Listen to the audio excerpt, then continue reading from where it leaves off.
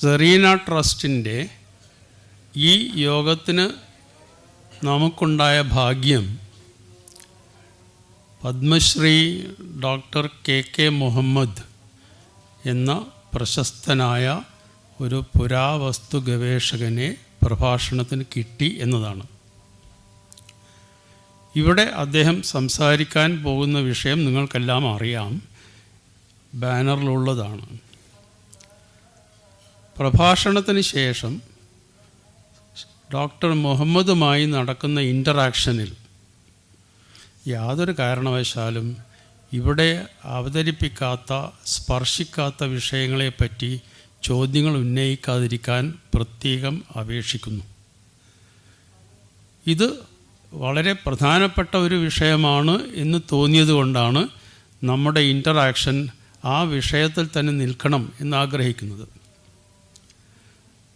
പുരാവസ്തു ഗവേഷണം നമ്മുടെ കഴിഞ്ഞ കാലത്തെപ്പറ്റി അറിയാൻ ചരിത്രം വളരെയേറെ ആശ്രയിക്കുന്ന ഒരു വിഷയമാണ്. അതിൽ പുരാവസ്തുക്കളെ വ്യാഖ്യാനിക്കാൻ എന്തായാലും ഗവേഷകരുടെ ആവശ്യമുണ്ട്. അവിടെ അഭിപ്രായ വ്യത്യാസങ്ങൾ ഉണ്ടാവാം. ഈ അഭിപ്രായ വ്യത്യാസങ്ങളെ വേറെ ഒരു നിലയിലും കാണരുത് എന്ന് പറയുന്നത് ശരിയാവില്ല. അങ്ങനെ കാണുന്നവർ അതിനുള്ള കാരണങ്ങൾ ഉന്നയിക്കണം എന്ന് മാത്രം. ഡോക്ടർ മുഹമ്മദ് അദ്ദേഹത്തിൻ്റെ കാഴ്ചപ്പാടിൽ അവതരിപ്പിക്കാൻ പോകുന്ന ക്ഷേത്ര ചമ്പൽ വാലിയിലെ കൊള്ളക്കാർ എന്ന വിഷയത്തിൽ പറയുന്ന കൊള്ളക്കാർ പൂലൻ ദേവിയെപ്പോലുള്ളവരാണോ, അതോ ആ സ്ഥലത്ത് വേറെ പല നിലക്കും കൊള്ള നടത്തുന്നവരാണോ എന്ന് അദ്ദേഹം നമുക്ക് പറഞ്ഞു തരും എന്ന് ഞാൻ പ്രതീക്ഷിക്കുന്നു. ഡോക്ടർ കെ മുഹമ്മദിനെ ഞാൻ വേദിയിലേക്ക് ക്ഷണിക്കുന്നു. ഇത് ഡോക്ടർ കെ മുഹമ്മദിനും വേദിയിലിരിക്കുന്നവർക്കും ഉള്ള സ്വാഗതമായി ദയവായി പരിഗണിക്കണം. നമസ്കാരം. കോഴിക്കോട്ടെ ഗണമാന്യ വ്യക്തികളെ, കോഴിക്കോട്ടെയും പരിസരത്തെയും ചരിത്ര കുതുകികളെ ഒരേ വേദിയിൽ കൊണ്ടുവരിക, പരസ്പരം പരിചയപ്പെടാനുള്ള ഒരവസരം സൃഷ്ടിക്കുക, സർവോപരി ചരിത്രപരമായ വിഷയങ്ങളെക്കുറിച്ച് ചില സംവാദങ്ങളൊക്കെ സംഘടിപ്പിക്കുക എന്നീ ആശയത്രയങ്ങളുടെ പശ്ചാത്തലത്തിൽ സംഘടിപ്പിക്കപ്പെട്ട ഈ സെറീന ട്രസ്റ്റിൽ ഒരു പ്രാസംഗികനായി വരാൻ കഴിഞ്ഞതിൽ എനിക്ക് അതിയായ സന്തോഷമുണ്ട്. അതിന് എന്നെ ക്ഷണിച്ച പ്രൊഫസർ സുധാകരൻ സാറേയും അതിന് വഴിയൊരുക്കിയ പ്രൊഫസർ പത്മിനി നമ്പ്യാർ മേഡത്തെയും പ്രൊഫസർ മുഹമ്മദ് അലി സാറേയും അവരോടും ഞാൻ നന്ദി രേഖപ്പെടുത്തിക്കൊള്ളട്ടെ. എൻ്റെ വിഷയം ആർക്കിയോളജിയാണ്. ആർക്കിയോളജി എന്ന് പറഞ്ഞാൽ പലപ്പോഴും രണ്ടായി തരംതിരിക്കാൻ കഴിയും. ഒന്ന് എക്സ്പ്ലോറേഷൻ ആൻഡ് എക്സ്കവേഷൻ, അതുവരെ നമുക്കറിയാത്ത സംസ്കാരത്തെക്കുറിച്ച്, അതെവിടെയൊക്കെ ഉണ്ട്, എങ്ങനെയൊക്കെ അത് എടുത്താൻ കഴിയും എന്നുള്ളതിനെക്കുറിച്ച്, ഭൂമിയുടെ ഉപരിതലത്തിൽ നടക്കുന്നതിനെക്കുറിച്ചാണ് എക്സ്പ്ലോറേഷൻസ് എന്ന് പറയുക. അത് ശരിക്കും പൊട്ടൻഷ്യലാണ് ആ സ്ഥലമെങ്കിൽ അത് രണ്ടാമത് ഉദ്ഖനനം ചെയ്യും. അങ്ങനെയുള്ള സ്ഥലങ്ങളാണ് ഹരപ്പ, മോഹൻജദാരോ, കാലിബംഗ, ഇതേപോലുള്ള എത്രയോ സ്ഥലങ്ങൾ നമുക്കുണ്ട്. എനിക്ക് അക്ബറിൻ്റെ കൊട്ടാരത്തിൽ ഫത്തേപൂർ സിക്രിയിൽ അക്ബറിൻ്റെ ഇബാദത്ത് ഖാന, എല്ലാ മതങ്ങളെയും ഒന്നിച്ചുകൊണ്ട് അദ്ദേഹം ദീനെ ഇലാഹി ഉണ്ടാക്കിയിരുന്നു. അതെവിടെയായിരുന്നു എന്നുള്ളതിനെക്കുറിച്ച് ചരിത്രകാരന്മാരുടെ ഇടയിൽ അഭിപ്രായ വ്യത്യാസമുണ്ടായിരുന്നു. പക്ഷേ അത് ഉദ്ഖനനം ചെയ്യാനും അത് ഞാൻ ഉദ്ഖനനം ചെയ്തെടുത്ത സ്ഥലം തന്നെയാണ് എന്ന് സ്ഥാപിക്കാനും കഴിഞ്ഞു. അതിന് അക്ബറിൻ്റെ കാലത്ത് ഒരു പെയിൻറ്റിംഗ് ഉണ്ടായിരുന്നു. ആ പെയിൻറ്റിങ്ങിൽ അക്ബർ അന്നത്തെ ഇബാദത്ത് ഖാനയിൽ വെച്ചിട്ട് Christian fathers who had come from Italy and Spain, father Rudolf Acquaviva, father Monserrate എന്നിവരുമായിട്ട് സംസാരിക്കുന്ന ഒരു പെയിൻറ്റിങ്, അത് ചെസ്റ്റർ ബീറ്റി കളക്ഷനിലാണ്, ഡബ്ലിനിലാണ് ഉള്ളത്. ആ പെയിൻറ്റിങ് കിട്ടിയപ്പോൾ ആ പെയിൻറ്റിങ്ങും ഈ ഉദ്ഖനനം ചെയ്ത സ്ഥലവുമായി താരതമ്യപ്പെടുത്തി നോക്കിയപ്പോൾ ഇത് ശരിയാണ്, പുതുതായി ഉദ്ഖനനം ചെയ്ത സ്ഥലമാണ് എന്ന് കണ്ടുപിടിക്കാൻ കഴിഞ്ഞു. അതേപോലെ അക്ബർ ഈ 2 ഫാദേഴ്സിനും വേണ്ടി ഒരു ചെറിയ ചാപ്പൽ ഉണ്ടാക്കിയിരുന്നു. ചർച്ചല്ല, ഒരു ചെറിയ ചാപ്പൽ. ആ ചാപ്പലും ഇതേപോലെ കണ്ടുപിടിക്കാൻ കഴിഞ്ഞു. ഇങ്ങനെ ഒന്ന് എക്സ്പ്ലോറേഷൻ, എക്സ്കവേഷൻ. രണ്ടാമത്തെ ഏറ്റവും പ്രധാനമായ മറ്റൊന്ന്, പൊതുവെ അതിനെക്കുറിച്ച് സംസാരിക്കാൻ ആളുകൾ വരാറില്ല. തകർന്ന് കിടക്കുന്ന റൂയിനസ് ആയിട്ടുള്ള മോണ്യുമെൻറ്റ്സിനെ നമുക്ക് രണ്ടാമത് എങ്ങനെ പടുത്തുയർത്താൻ കഴിയും എന്നുള്ളതാണ് രണ്ടാമത്തെ സബ്ജക്റ്റ്. ഈ സബ്ജക്റ്റിനെ കുറിച്ച് സംസാരിക്കാൻ പൊതുവെ ആളുകൾ മിനക്കെടാറില്ല, അത് നമ്മൾ സംഘടിപ്പിക്കാറുമില്ല. പക്ഷെ ഞാൻ ഇന്ന് സംസാരിക്കാൻ പോകുന്നത് ആ വിഷയത്തെക്കുറിച്ചാണ്. ചമ്പൽക്കാട് എന്ന് പറഞ്ഞാൽ നാം വിചാരിക്കുന്നത് പോലുള്ള കാടുകളല്ല, നമ്മളെ മൈസൂർ കാടുകളെ പോലുള്ള കാടുകളല്ല, മറിച്ച് ഊഷരഭൂമിയാണ്, വലിയ കുന്നുകളാണ്. ഈ കുന്നുകൾ ചിലപ്പോൾ അതിൻ്റെ 60-80 അടി ഉയരത്തിൽ വരും. അതിനിടയിലൂടെ അടിപ്പാതകളും ഉണ്ടാകും. ഈ അടിപ്പാതകളിലാണ് ചമ്പലിലെ കൊള്ളക്കാർ മുഴുവനും താമസിക്കുക. അപ്പോൾ അതുകൊണ്ട് പോലീസിനെ നിയോഗിച്ചാൽ വരെ പോലീസിന് അവരെ കണ്ടുപിടിക്കാനോ അതല്ലെങ്കിൽ കൊല്ലാനോ കഴിയുകയില്ല. മറിച്ച് ഈ വരുന്ന പോലീസുകാരെ ട്രാപ്പ് ചെയ്യാൻ അവർക്ക് കഴിയും. അതുകൊണ്ടാണ് ഒരു ഭീകര സ്ഥലമായിട്ട് നാം അതിനെ കണക്കാക്കുന്നത്. ഇങ്ങനെയുള്ള ഈ സ്ഥലങ്ങളിലാണുള്ളത്. അത് കുറച്ച് ഡിസ്ട്രിക്റ്റുകളുണ്ട്. ഇതിൻ്റെ ഗോളിയോറിൻ്റെ ചുറ്റുമായുള്ള കുറേ ഡിസ്ട്രിക്റ്റുകളുണ്ട്.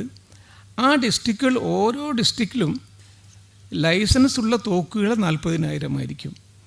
പക്ഷേ അതിൻ്റെ 4 ഇരട്ടി തോക്കുകൾ ലൈസൻസ് ഇല്ലാത്ത തോക്കുകളുണ്ടായിരിക്കും. ഈ സ്ഥലത്താണ് ഞാൻ നിങ്ങളെ കൂട്ടിക്കൊണ്ടു പോകുന്നത്. ഈ സ്ഥലത്തിൻ്റെ പേര് ചമ്പൽ എന്നാണ്. ചമ്പലൊരു നദിയുമുണ്ട്. ഈ ചമ്പൽ നദി 3 സ്റ്റേറ്റുകളിലെ ഡിവൈഡ് ചെയ്തുകൊണ്ടാണ് പോകുന്നത്.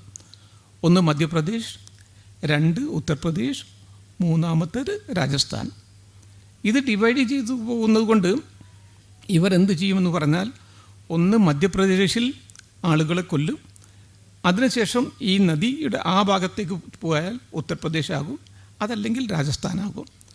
അവിടെ പോയാൽ പോലീസിന് ഇവർക്ക് പേരിൽ കേസില്ലാത്തത് കൊണ്ട് പോലീസിന് അവരെ പിടിക്കാൻ പറ്റുകയില്ല. പക്ഷേ 1982 ഗവൺമെൻറ് ഒരു ടാസ്ക് ഫോഴ്സ് ഉണ്ടാക്കി. അത് 2004 മറ്റൊരു ടാസ്ക് ഫോഴ്സ് ഉണ്ടാക്കി. അതിൻ്റെ അടിസ്ഥാനത്തിൽ അവരെ കണ്ടാലും അവരെ കൊല്ലണം എന്നുള്ള ഗവൺമെൻറ് തീരുമാനത്തിൽ എത്തിച്ചേർന്നു. അതോടുകൂടി ഇവർക്ക് ജീവിക്കാൻ കഴിയാതെയായി. ആ അവസരത്തിലാണ് ഈ ഭാഗത്ത് കുറേ ക്ഷേത്രങ്ങളുണ്ടായിരുന്നു. ആ ക്ഷേത്രങ്ങൾ എങ്ങനെ, അത് ആർക്കിയോളജിക്കൽ സർവേ ഓഫ് ഇന്ത്യയുടെ പ്രൊട്ടക്റ്റഡ് മോണ്യുമെൻ്റ് ആയിരുന്നു. ഞാൻ ആ കാലത്താണ് മധ്യപ്രദേശിൽ ഭോപ്പാലിൽ എൻ്റെ പോസ്റ്റിംഗ് വന്നത്. ഞാൻ അവിടെ പോസ്റ്റ് ചെയ്യപ്പെട്ടാലും ഞാൻ ആദ്യം നോക്കാറുള്ളത് അവിടെയുള്ള ഏറ്റവും ചാലഞ്ചിങ് ജോബ് എന്താണ് എന്നുള്ളതാണ്. അതിനെപ്പറ്റി ചോദിച്ചപ്പോൾ ആളുകൾ എന്നോട് പറഞ്ഞു, അത് ബട്ടേശ്വരിലുള്ള ക്ഷേത്രങ്ങളാണ്, അവിടെ തകർന്ന് കിടക്കുന്നുണ്ട്, പക്ഷേ പ്രശ്നങ്ങളുണ്ട്. പ്രശ്നങ്ങൾ എന്താണ്? അവർ പറയുകയുണ്ടായി, ഇത് കൊള്ളക്കാരുടെ ആവാസ സ്ഥലമാണ്. നിർഭയ് സിംഗ് ഗുജ്ജർ എന്ന് പറയുന്നൊരു കൊള്ളക്കാരനുണ്ട്. അതിനുള്ള മുമ്പുള്ള കൊള്ളക്കാരെല്ലാം മരിച്ചുപോയി അല്ലെങ്കിൽ കൊല്ലപ്പെട്ടു. ഇദ്ദേഹമാണ് അവിടെയുള്ള ഏറ്റവും വലിയ കൊള്ളക്കാരൻ. എന്ത് ചെയ്യാൻ കഴിയും എന്നുള്ളതിനെപ്പറ്റി ആലോചിച്ചു. അപ്പോൾ അവിടെ ഒരു പോലീസ് ഓഫീസർ ഉണ്ടായിരുന്നു. അദ്ദേഹത്തിൻ്റെ പേര് വിജയരാമൻ. അദ്ദേഹം തൃശ്ശൂർക്കാരനായിരുന്നു, വാര്യറാണ്. പക്ഷെ വാര്യർ എന്ന് അത് ആ വാൽ അദ്ദേഹം ഒരിക്കലും തന്നെ ഉപയോഗിക്കാറില്ല. മലയാളിയാണ് മൂലരൂപത്തിലെങ്കിലും അദ്ദേഹത്തിന് മലയാളം അറിയില്ല. കുരച്ച് മലയാളം പറയും എന്ന് മാത്രമേ അദ്ദേഹം പറയാറുണ്ടായിരുന്നുള്ളൂ. അങ്ങനെ അദ്ദേഹമായിരുന്നു അവിടെയുള്ളൊരു വലിയ കൊള്ളക്കാരനെ കൊന്നത്. ആ കൊള്ളക്കാരൻ്റെ പേര് പാൻസിംഗ് തോമർ എന്നായിരുന്നു. പാൻസിംഗ് തോമർ പട്ടാളത്തിലായിരുന്നു, ഒരു പട്ടാള ഓഫീസറായിരുന്നു. അതിനുശേഷം അദ്ദേഹം തിരിച്ചു വന്നു. അതുമാത്രമല്ല, അദ്ദേഹം ഒരു ഒളിമ്പ്യനും കൂടിയായിരുന്നു. ജപ്പാൻ ഒളിമ്പിക്സിൽ അദ്ദേഹം ഇന്ത്യയെ പ്രതിനിധീകരിച്ചിട്ടുണ്ട്. തിരിച്ചു വന്നപ്പോൾ അദ്ദേഹം കൊള്ളക്കാരനായി. ആ കൊള്ളക്കാരനെ കൊന്നത് ഇദ്ദേഹമായിരുന്നു, നമ്മുടെ വിജയരാമനായിരുന്നു. വിജയരാമൻ്റെ ഭാര്യ ടൂറിസം ഡിപ്പാർട്ട്മെൻറ്റിലായിരുന്നു വർക്ക് ചെയ്തിരുന്നത്. ടൂറിസവും ആർക്കിയോളജിയും എപ്പോഴും ഒന്നായിട്ട് പോകുന്ന ഡിപ്പാർട്ട്മെൻറ്റുകളാണ്. ഞാൻ അവരിലൂടെ വിജയരാമനെ അതോട് ബന്ധപ്പെട്ടു. അതിനുശേഷം അദ്ദേഹം എനിക്ക് വേണ്ട എല്ലാ തരത്തിലുള്ള സൗകര്യങ്ങളും ഏർപ്പെടുത്തി തന്നു. കൊള്ളക്കാരുമായി ബന്ധപ്പെടാനുള്ള അവസരങ്ങൾ സൃഷ്ടിച്ചു. അതോടൊപ്പം തന്നെ ആദ്യമായി ഈ ചില കൊള്ളക്കാർ അവർ സറണ്ടേഡ് ഡോക്യുമെൻറ്റ്സ് ഉണ്ടായിരുന്നു. ഞാൻ അവരുമായിട്ട് നേരിട്ട് ബന്ധപ്പെട്ടു. എൻ്റെ ഓഫീസിലേക്ക് അവരെ ക്ഷണിച്ചു വരുത്തി. അതിനുശേഷം സംസാരിച്ചു. അവരും എന്നെ സഹായിക്കുകയുണ്ടായി. അതിൻ്റെ അടിസ്ഥാനത്തിൽ തകർന്നു കിടക്കുന്ന 200 ക്ഷേത്രങ്ങളിൽ 80 ക്ഷേത്രങ്ങൾ പുനരുദ്ധരിക്കാൻ കഴിഞ്ഞു. ആ കഥയാണ് ഞാൻ നിങ്ങളെ ബോറടിപ്പിക്കില്ല. നിങ്ങളതിൻ്റെ ഓരോ ഫ്രെയിമും കാണുമ്പോൾ നിങ്ങൾക്ക് സന്തോഷം തോന്നും. ആ കഥയാണ് ഞാൻ ഇന്ന് ഇവിടെ വിവരിക്കാൻ പോകുന്നത്. ആ സ്ഥലത്തിൻ്റെ പേര് ബട്ടേശ്വർ. ബട്ടേശ്വർ എന്ന് പറഞ്ഞാൽ ബഡാ ഈശ്വർ. ആരാണ് ബഡാ ഈശ്വർ? ശിവപുരാണം വായിച്ചാൽ ശിവനായിരിക്കും, വിഷ്ണു പുരാണം വായിച്ചാൽ വിഷ്ണു ആയിരിക്കും, ബ്രഹ്മപുരാണം വായിച്ചാൽ ബ്രഹ്മാവായിരിക്കും. ആരുമാവട്ടെ, ഇത് ക്ഷേത്രത്തിൻ്റെ ഭാഗങ്ങളാണ്. ക്ഷേത്രത്തിൻ്റെ ഭാഗം എന്ന് പറഞ്ഞാൽ ഇതിന് ഏറ്റവും താഴെയുള്ള ഭാഗം ഇതിന് വേദിബന്ധ എന്ന് പറയും. നമ്മുടെ ക്ഷേത്രഭാഗങ്ങളെ പോലെയല്ല നോർത്ത് ഇന്ത്യയിലുള്ളത്. ഇത് വേദിബന്ധ, അതായത് മനുഷ്യൻ്റെ കാല്. രണ്ടാമത്തത് ജംഗ, കാലിൻ്റെ മുകളിലുള്ള ഭാഗം. 3 വരാന്തിക, നമ്മുടെ അര. ശിഖര എന്ന് പറഞ്ഞാൽ നമ്മുടെ ശരീരഭാഗം, അതിൻ്റെ മസ്തകം പോലുള്ള തലയും ബാക്കിയുള്ള ഭാഗങ്ങളും. ഇതാണ് ചമ്പൽ. നാം വിചാരിക്കുന്നത് പോലെ കാടല്ല, മൈസൂർ കാടുകളല്ല, വലിയ കുന്നുകളായിരിക്കും. ഈ കുന്നുകൾക്കിടയിലൂടെ അടിപ്പാതകളുണ്ടായിരിക്കും. ഈ അടിപ്പാതകൾ ഇവർക്ക് മാത്രമേ അറിയൂ, മറ്റുള്ളവർക്ക് അറിയുകയില്ല. അതിനാൽ തന്നെ പോലീസിനെ നിയോഗിച്ചാലും ആ പോലീസുകാരെ ട്രാപ്പ് ചെയ്ത് ഇവർക്കൊന്ന് കളിയും. ചമ്പൽ നദി ഒഴുകുന്ന ഭാഗങ്ങളാണിത്. ചമ്പലിനെക്കുറിച്ച് പറയുന്നുണ്ട്. ചമ്പൽ എന്ന് പറഞ്ഞാൽ ചമ്പലിൽ വെള്ളം ആര് കുടിക്കുമോ അവർക്ക് പ്രതികാരദാഹമുണ്ടാകും എന്നാണ് പറയാറുള്ളത്. ദ്രൗപദി ശപിച്ചതാണ്. ഒരു കണക്കിൽ അവിടെയുള്ള മൈത്തോളജി പ്രകാരം ദ്രൗപദിയുടെ വസ്ത്രാപഹരണം നടത്തിയത് ഈ ഭാഗത്തായിരുന്നു. അപ്പോൾ സഹായം കിട്ടുമെന്ന് അവൾ ആഗ്രഹിച്ചു, പക്ഷെ കിട്ടിയില്ല. അതിനാൽ തന്നെ ഇവരെ ശപിക്കുകയുമുണ്ടായി, ഈ നദിയെ ശപിക്കുകയുമുണ്ടായി. ആ ശാപമാണ് അതിൻ്റെ വെള്ളം ആര് കുടിക്കുമോ അവർക്ക് പ്രതികാരദാഹം ഉണ്ടാകുമെന്ന് നടക്കുന്നത്. ആ സംഭവം നടക്കുന്നത് ഇവിടെയല്ല, ഹസ്തിനാപുരത്താണ്. അവിടെയുള്ള കൊള്ളക്കാരെന്ന് പറഞ്ഞാൽ അവർ സാധാരണ കൊള്ളക്കാരല്ല. നമുക്ക് കള്ളന്മാരെ നമ്മുടെ നാട്ടിലുണ്ടാവും. പക്ഷെ കൊള്ളക്കാരെന്ന് പറഞ്ഞാൽ ഇദ്ദേഹത്തെ നോക്കൂ. ഇതാണ് മാൻസിംഗ്, ഏറ്റവും വലിയ കൊള്ളക്കാരൻ. അദ്ദേഹത്തിനെതിരെ 1112 കേസുകളുണ്ടായിരുന്നു. അദ്ദേഹം കൊന്നതോ 185 പേരെ കൊന്നിട്ടുണ്ട്. 185 പേരെ കൊന്ന മറ്റൊരാളെ നമുക്ക് കാണാൻ കഴിയില്ല. അതിൽ 32 പേർ പോലീസുകാരായിരുന്നു. ഇത്രയും വലിയ ക്രൂരനായിരുന്നു അദ്ദേഹം. പക്ഷെ അദ്ദേഹത്തിൻ്റെ മുഖം നോക്കൂ, എത്ര ശാന്തമാണ്. വെരി ട്രാൻക്വിൽ ഫേസ്, വളരെ ശാന്തമാണ്. കണ്ടാൽ ഞാൻ അദ്ദേഹത്തിൻ്റെ പേരും അദ്ദേഹം കൊന്ന ആളുകളുടെ നമ്പറും കൊടുത്തിരുന്നില്ലെങ്കിൽ നമ്മളൊരു പക്ഷേ ഇദ്ദേഹത്തെ ഏതെങ്കിലും ഗ്രീക്ക് ഫിലോസഫറായിരുന്നുള്ള ടോൾസ്റ്റോയിയോ അതല്ലെങ്കിൽ പ്ലാറ്റോയോ അല്ലെങ്കിൽ അരിസ്റ്റോട്ടലോ ആണെന്ന് നാം തെറ്റിദ്ധരിച്ചു പോകും. അതേപോലുള്ള മനുഷ്യരാണ്. പക്ഷേ ഇദ്ദേഹത്തിൻ്റെ പേരിൽ ഇന്നൊരു ക്ഷേത്രമുണ്ട്. ഇദ്ദേഹത്തിൻ്റെയും ഭാര്യയും അവിടെ ശിവനെ അല്ല, വിഷ്ണുവിനെ അല്ല, ഗണപതിയെ അല്ല പൂജിക്കുന്നത്, ഇദ്ദേഹത്തെയും ഇദ്ദേഹത്തിൻ്റെ ഭാര്യയെയുമാണ് പൂജിക്കുന്നത്. ഇതൊക്കെ അവിടെ നടക്കുന്ന കാര്യങ്ങളാണ്. ഇത് മോഹർ സിംഗ് 82 അദ്ദേഹം സറണ്ടർ ചെയ്തു. അദ്ദേഹം അത്രയധികം ആളുകളെ കൊന്നിട്ടില്ല, 85 ആളുകളെ മാത്രമേ അദ്ദേഹം കൊന്നിട്ടുള്ളൂ. അതിനുശേഷം അദ്ദേഹം 72 അദ്ദേഹം സറണ്ടർ ചെയ്തു. അദ്ദേഹത്തിൻ്റെ സറണ്ടർ ചെയ്യുന്നതിൽ ഒരു പ്രധാന പങ്ക് വഹിച്ചിരുന്നത് നമ്മുടെ കേരളക്കാരനായ തലശ്ശേരിക്കാരനായിരുന്ന നമ്മുടെ രാജ്ഗോപാൽ സാറായിരുന്നു. അദ്ദേഹം അന്ന് സർവോദയ പ്രസ്ഥാനത്തിന് വേണ്ടി അവിടെ പ്രവർത്തിക്കുന്നുണ്ടായിരുന്നു. പക്ഷേ ഇന്ന് രാജ്ഗോപാലൻ സാറിന് നമുക്ക് കേരളക്കാർക്ക് ആർക്കും അറിയുകയില്ല. അദ്ദേഹമായിരുന്നു. അങ്ങനെ 85 പേരെയാണ് ഇദ്ദേഹം കൊന്നിട്ടുള്ളത്. 250 കിഡ്നാപ്പിങ്സ് നടത്തിയിട്ടുണ്ട്. ഓരോ കിഡ്നാപ്പിങ്സിലും 15 ലക്ഷവും 20 ലക്ഷവുമായിരുന്നു ഇദ്ദേഹം വാങ്ങിയിരുന്നത്.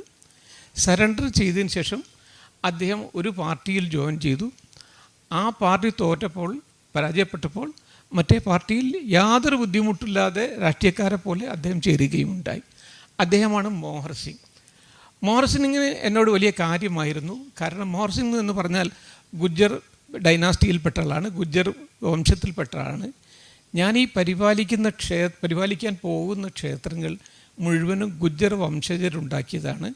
ഗുജ്ജർ വംശജർ എന്ന് പറഞ്ഞാൽ ഹർഷൻ്റെ ശേഷം ഒരു 300 വർഷം ഇന്ത്യയെ ഭരിച്ചിരുന്ന, ഇന്ത്യയുടെ പ്രധാനപ്പെട്ട ഭാഗങ്ങളെ ഭരിച്ചിരുന്നത് ഗുജ്ജർ പ്രതിഹാര ഡൈനാസ്റ്റിക് ആയിരുന്നു. ആ വംശത്തിൽപ്പെട്ട ആളാണ് ഇദ്ദേഹം. അതുകൊണ്ട് അദ്ദേഹത്തിൻ്റെ വംശത്തിൻ്റെ ക്ഷേത്രം ഞാൻ പരിപാലിക്കുന്നുണ്ട് എന്നറിഞ്ഞതുകൊണ്ട് അദ്ദേഹത്തിന് എന്നെ കാര്യമായിരുന്നു. പല ആളുകളെയും എൻ്റെ അടുത്തേക്ക് വിട്ടു. അത് എന്നെ അദ്ദേഹത്തിന് ചെന്ന് കാണണമെന്ന് പറഞ്ഞു. പക്ഷേ അദ്ദേഹത്തെ കാണാനുള്ള ധൈര്യം എനിക്കില്ലായിരുന്നു. അതുകൊണ്ട് ഞാൻ വേറെ ചില പത്രക്കാർ അദ്ദേഹത്തിൻ്റെ അടുത്തേക്ക് അയച്ചു. അവർ സംസാരിച്ച് പിന്നീട് വന്ന് എന്നോട് കാര്യം പറയുകയുണ്ടായി. ഇത് അദ്ദേഹം രണ്ടാമത് ഇത് കഴിഞ്ഞതിന് ശേഷം, കാരണം ഞാൻ എൻ്റെ ട്രാൻസ്ഫറിന് ശേഷം ഈ വർക്കുകൾ മുഴുവനും, ടെമ്പിൾ വർക്കുകൾ മുഴുവനും നിന്നുപോയി. അതിനുശേഷം അദ്ദേഹം പ്രൈം മിനിസ്റ്റർക്ക് ഒരു കത്ത് എഴുതി, ഞാൻ പോയതിന് ശേഷം ഈ വർക്കുകൾ മുഴുവൻ നിന്ന് പോയിട്ടുണ്ട്, അത് രണ്ടാമതും നടത്തണം എന്ന് പറഞ്ഞുകൊണ്ട് അദ്ദേഹം ഒരു കത്ത് എഴുതി. ആ കത്തിൻ്റെ ഒരു കോപ്പി എനിക്ക് അദ്ദേഹം അയച്ചു തരികയുണ്ടായി. ഇത് മൽഖാൻ സിംഗ്. മൽഖാൻ സിംഗ് 83 അദ്ദേഹം സറണ്ടർ ചെയ്യുന്നത്. ഇദ്ദേഹം സറണ്ടർ ചെയ്യുന്നത്.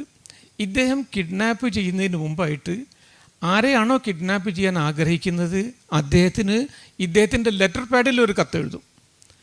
ലെറ്റർ പാഡ് ഉപയോഗിച്ചിരുന്ന ഏക കൊള്ളക്കാരൻ ഇദ്ദേഹമായിരുന്നു. അദ്ദേഹം പറയുന്നു ദസ്യു സാമ്രാട്ട്, അത് കൊള്ളക്കാരുടെ ചക്രവർത്തി എന്നായിരുന്നു, ദസ്യു സാമ്രാട്ട് എന്നായിരുന്നു പറയാറുണ്ടായിരുന്നത്. അങ്ങനെ ഇവർക്ക് കത്തെഴുതും. ആ പണം കൊടുത്തിട്ടില്ലെങ്കിൽ അദ്ദേഹത്തെ കിഡ്നാപ്പ് ചെയ്യുകയും ചെയ്യും.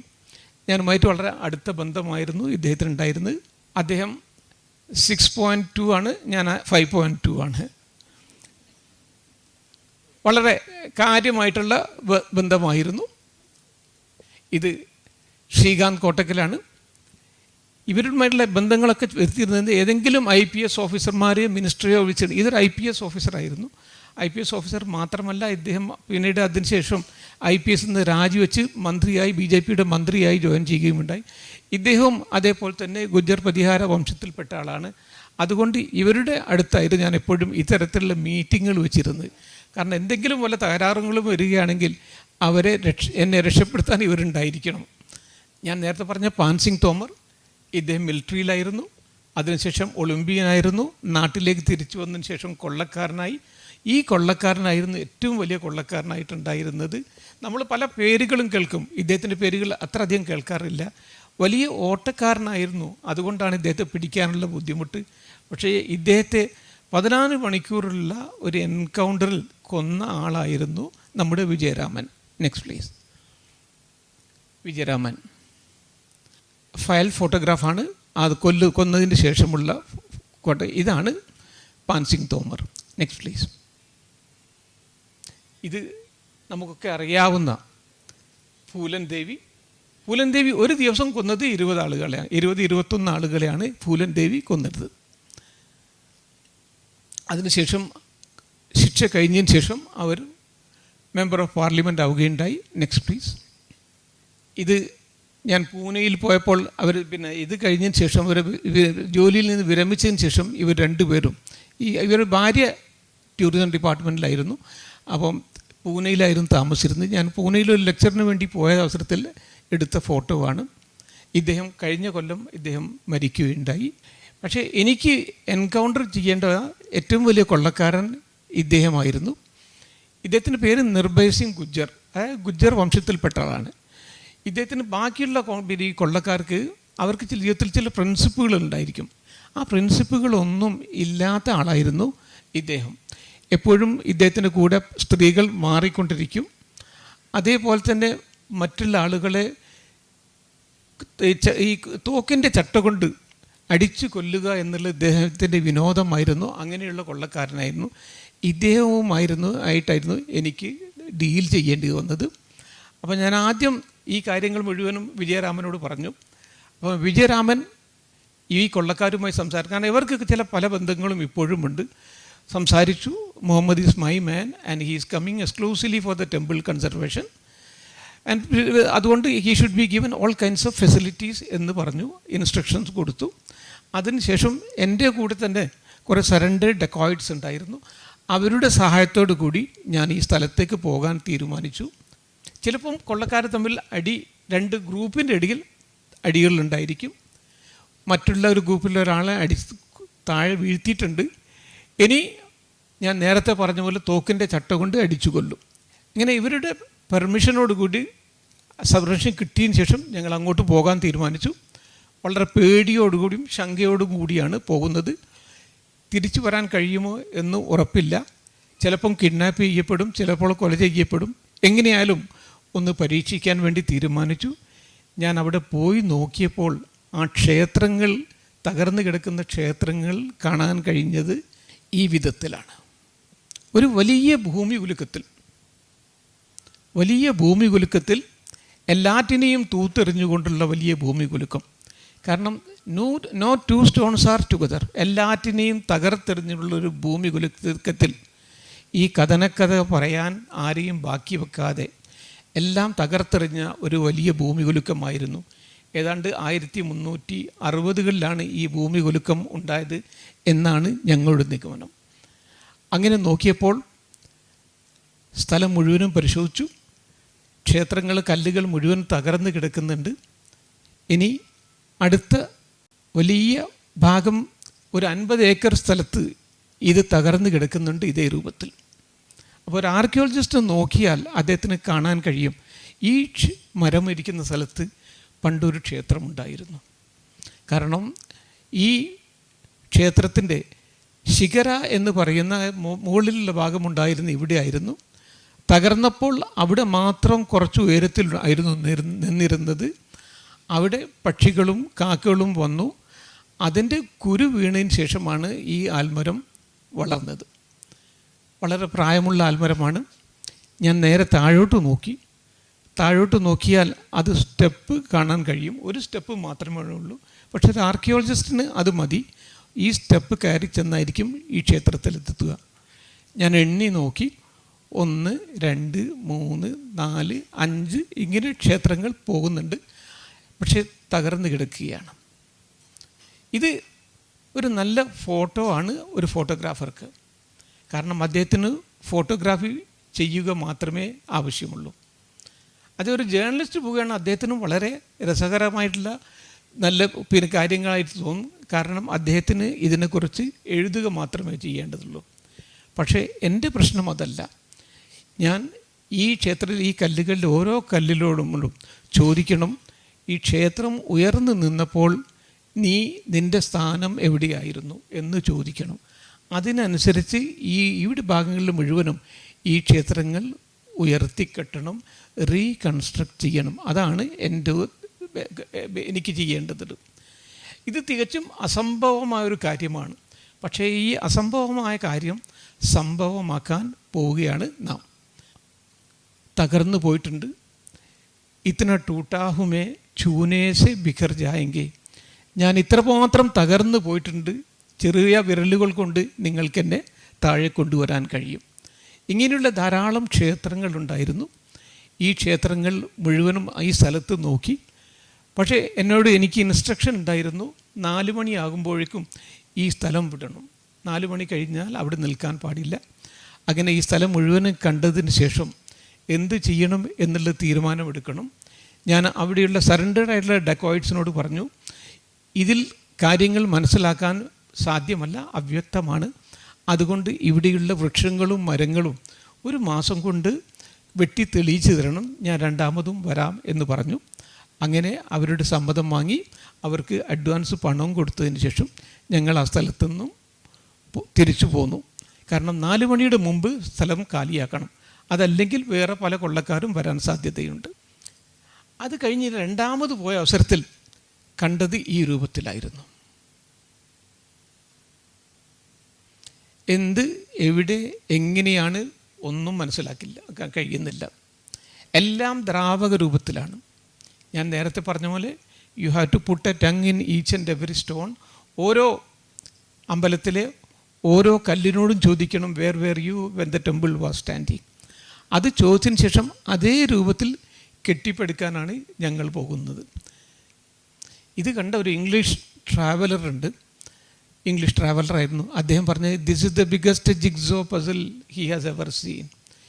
ഇത്തരത്തിലുള്ള ഈ ജിഗ്സോ പസിൽ എങ്ങനെയാണ് നാം പൂർത്തിയാക്കാൻ കഴിയുക, പോവുക എന്നതാണ് ഏറ്റവും വലിയ വിഷയം. ഇത് വൃക്ഷങ്ങൾ മാറ്റിയപ്പോഴുള്ള രൂപമാണ് ഈ കാണുന്നത്. ഒരു കാലത്ത് വിശ്വ സംസ്കാരത്തിൻ്റെ മഹാശില്പികൾ വിസ്മയം കൊണ്ട സ്ഥലമായിരുന്നു ഇത്. ആ സ്ഥലം ഇന്ന് തകർന്നു കിടക്കുന്ന രൂപത്തിലാണ്. ഇത് മറ്റൊരു ക്ഷേത്രം, ഇത് വിഷ്ണു ക്ഷേത്രമാണ്. ഏത് നിമിഷവും ഇത് വീഴാൻ തയ്യാറായിക്കൊണ്ട് നിൽക്കുകയാണ്. ഇത് 20 കിലോമീറ്റർ ദൂരമുള്ള മറ്റൊരു ക്ഷേത്രം, പാതി വീണു പോയിട്ടുണ്ട്, പാതി ഇതേപോലെ തന്നെ ഒരു ചെറിയൊരു ജെറുക്കുണ്ടായാൽ വീഴാൻ പോകും.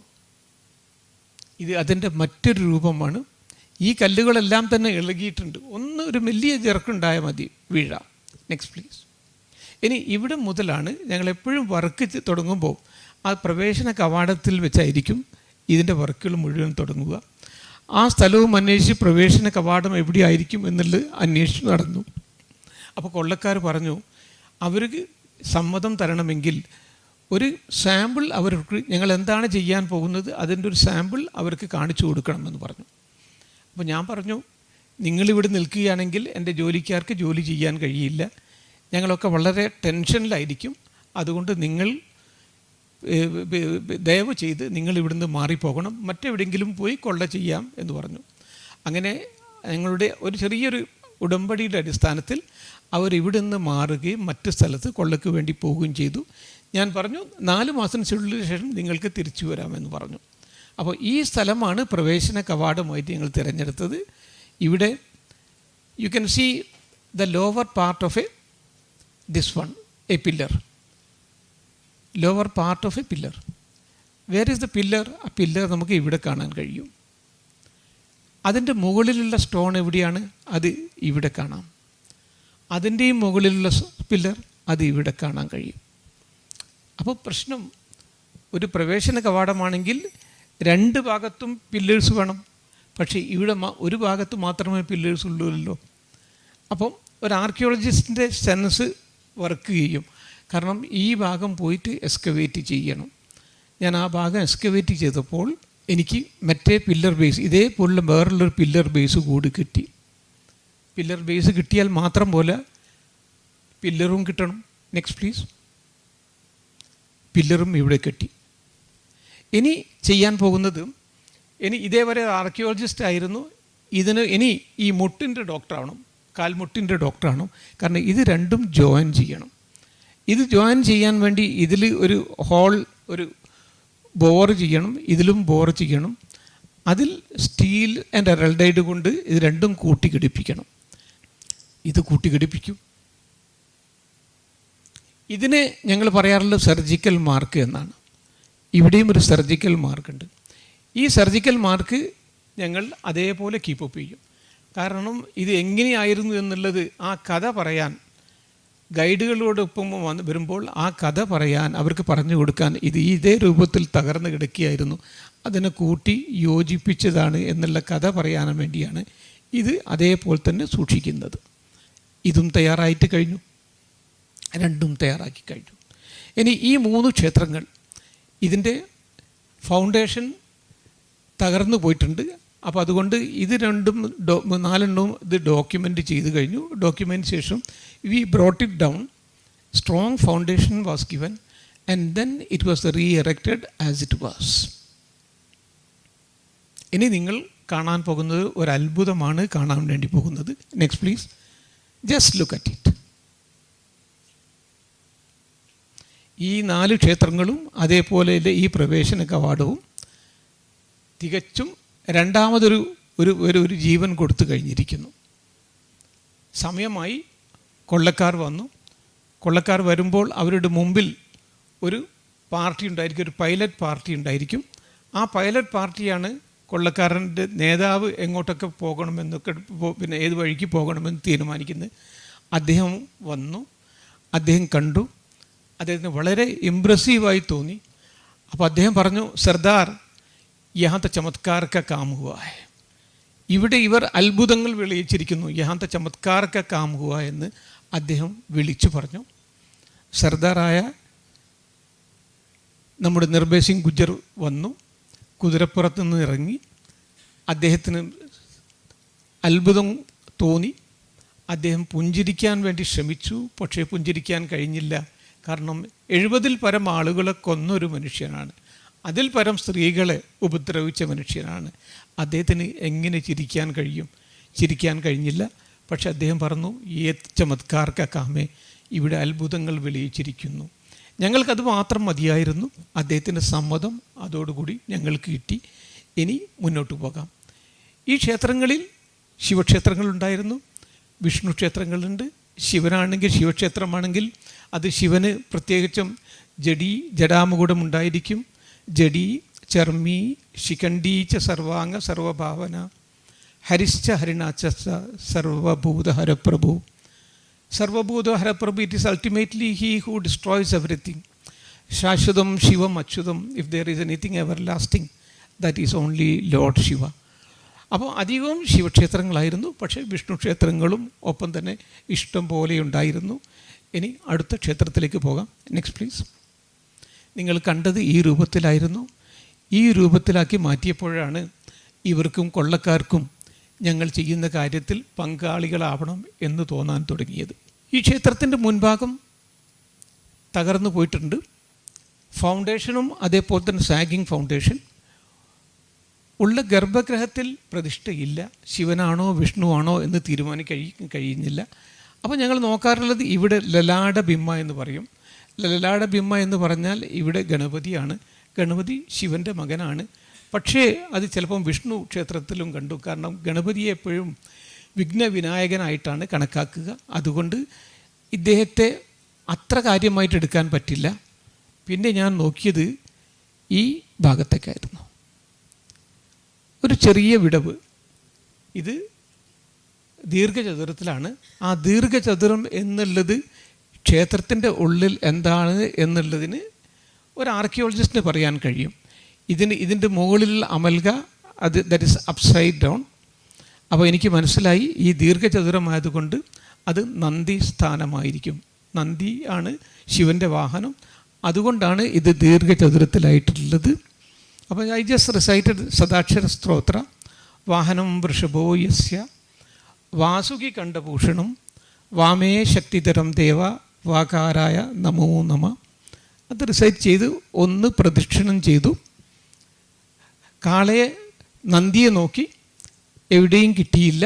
പക്ഷേ പിന്നീട് ഈ ഭാഗത്തേക്ക് വന്നപ്പോൾ there was a small beautiful cute Nandi looking at me as if he was waiting for me for the last 1200 years.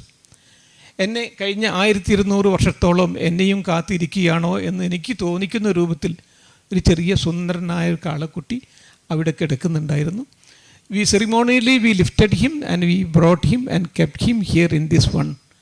അദ്ദേഹം സിംഹാസനം രണ്ടാമത് തിരിച്ചു കിട്ടിയ രാജാവിനെ പോലെ അദ്ദേഹം സുഖമായി ഇവിടെ ഇരുന്നു. Next please. പൂർത്തിയാക്കി കഴിഞ്ഞു, ക്ഷേത്രം പൂർത്തിയാക്കി കഴിഞ്ഞു. അപ്പോൾ you might be asking where is Nandi. Next please. Just look at it. Small beautiful and cute Nandi. What is he looking at? He is looking at Lord Shiva and Parvati and listening to that Om which is coming from Kailash. What is Om? Om Tat Brahma, Om Tat Vayu, Om Tat Atma, Om Tat Satyam, Om Tat Sarvam. You can just compare these two. Next please. ഈ 3 ക്ഷേത്രങ്ങൾ തകർന്ന ഭാഗങ്ങൾ ഇവിടെ നിൽക്കുന്നുണ്ട്. Nobody had the courage to lift anything from here. ഇവിടുന്ന് എന്തെങ്കിലും കട്ട് കൊണ്ടുപോകാനുള്ള ധൈര്യം ആർക്കും ഉണ്ടാകാത്തതുകൊണ്ട് it was only because of them it was preserved. Next please. എൻ്റെ വർക്കുകൾ ഇപ്പോഴേക്ക് കുറേ കൊള്ളക്കാർ അവർ ഞങ്ങളോട് കൂടെ ജോയിൻ ചെയ്യാൻ തുടങ്ങി. ഞങ്ങൾ അവർക്ക് ശമ്പളവും കൊടുക്കും. ഇവർ വന്നതോടുകൂടി ഞങ്ങളുടെ ആത്മധൈര്യവും കുറച്ചുകൂടി ഉയരാൻ തുടങ്ങി. കാരണം ഈ കൊള്ളക്കാരെല്ലാം ഇപ്പോൾ ഞങ്ങൾ കൂടുതലായിട്ടുണ്ട്. അപ്പോൾ ഞങ്ങൾ റിപ്പയർ ചെയ്യുന്നത് not only these temples, we are repairing the life of these people also. അപ്പം അതും മറ്റൊരു അനുഗ്രഹമായിരുന്നു. ഞങ്ങൾ വർക്ക് ചെയ്യാൻ തുടങ്ങി. Next please. ആ 3 ക്ഷേത്രങ്ങളും അതിമനോഹരമായിട്ട് ഇവിടെ സംരക്ഷിക്കപ്പെട്ടിട്ടുണ്ട്. Next please. ഇങ്ങനെയുള്ളത് അതിങ്ങനെയായിട്ട് മാറിക്കഴിഞ്ഞു. Next please. ഈ 3 ക്ഷേത്രങ്ങളും കണ്ടാൽ ഇത് ഏതെങ്കിലും പഴയ ഇംഗ്ലീഷ് ഫിലിമിലെ ഡ്രാക്കുള പോലുള്ള ഫിലിമിലെ സെറ്റിംഗ് ആണോ എന്ന് തോന്നും. തകർന്നിരിക്കുന്നു ഫൗണ്ടേഷൻ, സാഗിങ് ഫൗണ്ടേഷൻ. അത് രണ്ടാമത് വർക്ക് സ്റ്റാർട്ട് ചെയ്ത് കഴിഞ്ഞു. Next please. Just look at it. അതിമനോഹരമായിട്ടുള്ള 3 ക്ഷേത്രങ്ങളായിട്ട് മാറിക്കഴിഞ്ഞു. ഇതോടുകൂടി കൊള്ളക്കാർ മാറിക്കൊണ്ട് നിൽക്കുകയായിരുന്നു. Next please. ഒരു ആർക്കിയോളജിസ്റ്റ് ആണെങ്കിൽ അദ്ദേഹത്തിന് കുറേ അനുഭവ സമ്പത്തുണ്ടെങ്കിൽ അദ്ദേഹം നടക്കുമ്പോൾ അദ്ദേഹത്തിൻ്റെ കാലിൻ്റെ കീഴിൽ എന്താണ് എന്നുള്ളത് അദ്ദേഹത്തിന് പറയാൻ കഴിയും. ഞാൻ ഇതിൽ ഈ ഭാഗത്തൂടെ നടന്നു പോയപ്പോൾ എനിക്ക് തോന്നി, ഇനി അന്ന് ഗ്രൗണ്ട് പെനട്രേറ്റ് GPR സർവേ ഇല്ല, റിമോട്ട് സെൻസിങ് സർവേ ഇല്ലാത്ത കാലമാണ്. ഉണ്ടെങ്കിലും അതത്ര വ്യാപകമല്ല. ഞാൻ നടന്നപ്പോൾ എനിക്ക് തോന്നി എൻ്റെ ഷൂസിൻ്റെ കീഴിലായിട്ട് 4 ക്ഷേത്രങ്ങൾ എനിക്ക് കിട്ടാൻ വേണ്ടി പോകുന്നുണ്ട് എന്ന്. ഇവിടെ ഉദ്ഘാടനം ചെയ്തപ്പോൾ ഈ വൃക്ഷം മാറ്റി ഇവിടെ ഉദ്ഘാടനം ചെയ്തപ്പോൾ, നെക്സ്റ്റ് പ്ലീസ്, നോക്കൂ, 4 ക്ഷേത്രങ്ങൾ. ഈ ക്ഷേത്രങ്ങൾ ഇവിടെ നിന്നാണ് ഉദ്ഘാടനം ചെയ്തെടുക്കുന്നത്. ഈ ക്ഷേത്രമാണ് ഈ ക്ഷേത്രം. ഇവിടെ നിന്നാണ് ഈ 1, 2, 3, 4 ക്ഷേത്രങ്ങളും ഇതാക്കുന്നത്. ഇത് ആദ്യത്തെ സ്റ്റെപ്പാണ്. അതിനുശേഷം ഫൈനൽ സ്റ്റേജ്. Next please. ഏറ്റവും വലിയ പ്രശ്നം അവിടെ വെള്ളമുണ്ടായിരുന്നില്ല. കൊള്ളക്കാർക്കും വെള്ളത്തിന് പ്രശ്നമായിരുന്നു, ഞങ്ങൾക്കും വെള്ള പ്രശ്നമായിരുന്നു. ഇത്ര വലിയ ക്ഷേത്ര സമുച്ചയമുണ്ടെങ്കിൽ എവിടെയെങ്കിലും വെള്ളം കിട്ടും എന്നെനിക്കറിയായിരുന്നു. അത് മുഴുവൻ സർവേ ചെയ്തു. ഈ ഭാഗത്ത് വെള്ളം കിട്ടുമെന്ന് എനിക്ക് തോന്നി. അങ്ങനെ ഇവിടെ വന്നപ്പോൾ വെള്ളം മാത്രമല്ല 3 ക്ഷേത്രങ്ങളും കൂടി കിട്ടി. Next please. ഈ 3 ക്ഷേത്രങ്ങളും കൂടി വരാൻ വേണ്ടി പോവുകയാണ്. Next please. ഈ ഭാഗത്തുനിന്ന് വെള്ളം കിട്ടാൻ വേണ്ടി പോവുകയാണ്. പക്ഷേ ഇവരെ വെള്ളം കുടിക്കാൻ അനുവദിച്ചുകൂടാ. കാരണം ചമ്പൽ വെള്ളം കുടിച്ചാൽ വീണ്ടും പ്രതികാരദാഹം കൂട്ടും. അതോടുകൂടി എൻ്റെ ജോലിക്കാർ തന്നെ എനിക്കെതിരായി തിരിയും. അതുകൊണ്ട് ഇവരെ ചെറിയൊരു പൂജയിലൂടെ കാര്യങ്ങൾ മാറ്റിയെടുക്കണം. ഞാൻ ഉടനെ തന്നെ ഓർഡർ ചെയ്തു. നമ്മുടെ അലഹബാദിൽ പോയിട്ട് സംഘത്തിൽ ത്രിവേണിയിൽ വെള്ളം കൊണ്ടുവരാൻ ആളെ അറേഞ്ച് ചെയ്തു. അവർ അവിടുന്ന് വെള്ളം കൊണ്ടുവന്നു. ഇവിടെ കുഴിക്കുന്നതിന് മുമ്പായിട്ട് ചെറിയൊരു പൂജ ചെയ്തു. ആ പൂജ എന്ന് പറഞ്ഞാൽ ഒന്ന് ഋഗ്വേദത്തിലെ മന്ത്രങ്ങൾ, റിവർ സൂക്തയിലുള്ള മന്ത്രങ്ങൾ, ഇമമ്മേ ഗംഗേ യമുനേ സരസ്വതി ശുതുദ്രി സോമം സജതാ പരുഷ്ണയ. അതോടൊപ്പം തന്നെ ഗംഗേ ച യമുനേ ചൈവ ഗോദാവരി സരസ്വതി നർമ്മദേ സിന്ധു കാവേരി, ഇതെല്ലാം കൂടി കൂട്ടി ഒരു ചെറിയൊരു പൂജ നടത്തി. അതിനുശേഷം ഈ വെള്ളം കിട്ടാൻ സാധ്യതയുള്ള ഭാഗം കുത്തിയപ്പോൾ just look at it. Copious amount of water ഇവിടുന്ന്, കോപ്പിയസ് എമൗണ്ട് ഓഫ് വാട്ടർ ഇവിടുന്ന് കിട്ടുകയുണ്ട്. അതോടുകൂടി അവരുടെ സന്തോഷം അതിരില്ലാതായി. കാരണം ഇനി ഇവർ കുടിക്കുന്നത് ത്രിവേണിയിലെ വെള്ളമാണ്. പ്രതിഷോധാഗ്നി വർദ്ധിപ്പിക്കുന്ന അവരുടെ ചമ്പലിലെ വെള്ളമല്ല. ഇതോടുകൂടി ആളുകൾക്ക് വളരെയധികം വിശ്വാസം വരാൻ തുടങ്ങി. ഈ ക്ഷേത്രത്തെ ഈ മരം വിഴുങ്ങിയിരിക്കുന്നു. ഈ ക്ഷേത്രത്തെ സംരക്ഷിക്കാൻ വേണ്ടി മരം മുറിക്കാം. പക്ഷേ അതിനും ചില നിയമങ്ങളും നിബന്ധനകളുമുണ്ട്. നമുക്ക് ആദ്യം വൃക്ഷത്തോട് മാപ്പ് ചോദിക്കണം, നമസ്തേ ചെയ്യണം. നമസ്തേ വൃക്ഷോ ക്ഷമന്തു, അതിനോട് ക്ഷമയോജിക്കണം. അതിനുശേഷം വൃക്ഷത്തോട് മാത്രം ചോദിച്ചാൽ പോരാ, ഇതിൻ്റെ മുകളിലിരിക്കുന്ന പക്ഷികളോടും ചോദിക്കണം. അവരോട് പറയണം ഈ വൃക്ഷത്തിൽ നിന്ന് വാസയോഗ്യമായ മറ്റു മരത്തിലേക്ക് പോയി താമസിക്കുക. അന്യാർത്ഥാവാസം പരികൽപ്പയന്തു, മറ്റൊന്നിലേക്ക് പോയി താമസിക്കുക. മാത്രമല്ല ചെറിയ ഇൻസെക്റ്റുകളുണ്ടാവും, അവരോടും മാപ്പ് ചോദിക്കണം. അതിനുശേഷം മാത്രമേ ഈ മരം മുറിക്കാൻ പാടുള്ളൂ. ഇതേപോലുള്ള ധാരാളം ക്ഷേത്രങ്ങളുണ്ടായിരുന്നു. ഇത് നോക്കൂ, ഇതിൻ്റെ റൂട്ട്സ് പോകുന്നത്, the roots are going through the rips of the temple. അപ്പോൾ ഇതിന് ഓരോന്നോരോന്നായിട്ട് മുറിച്ച് മാറ്റണം, മന്ത്രങ്ങൾ ഉച്ചരിക്കണം. Next please. അതിനുശേഷം മുഴുവനും തകർന്നു വീണപ്പോൾ രണ്ടാമത് പടുത്തുയർത്താൻ തുടങ്ങി. Next please.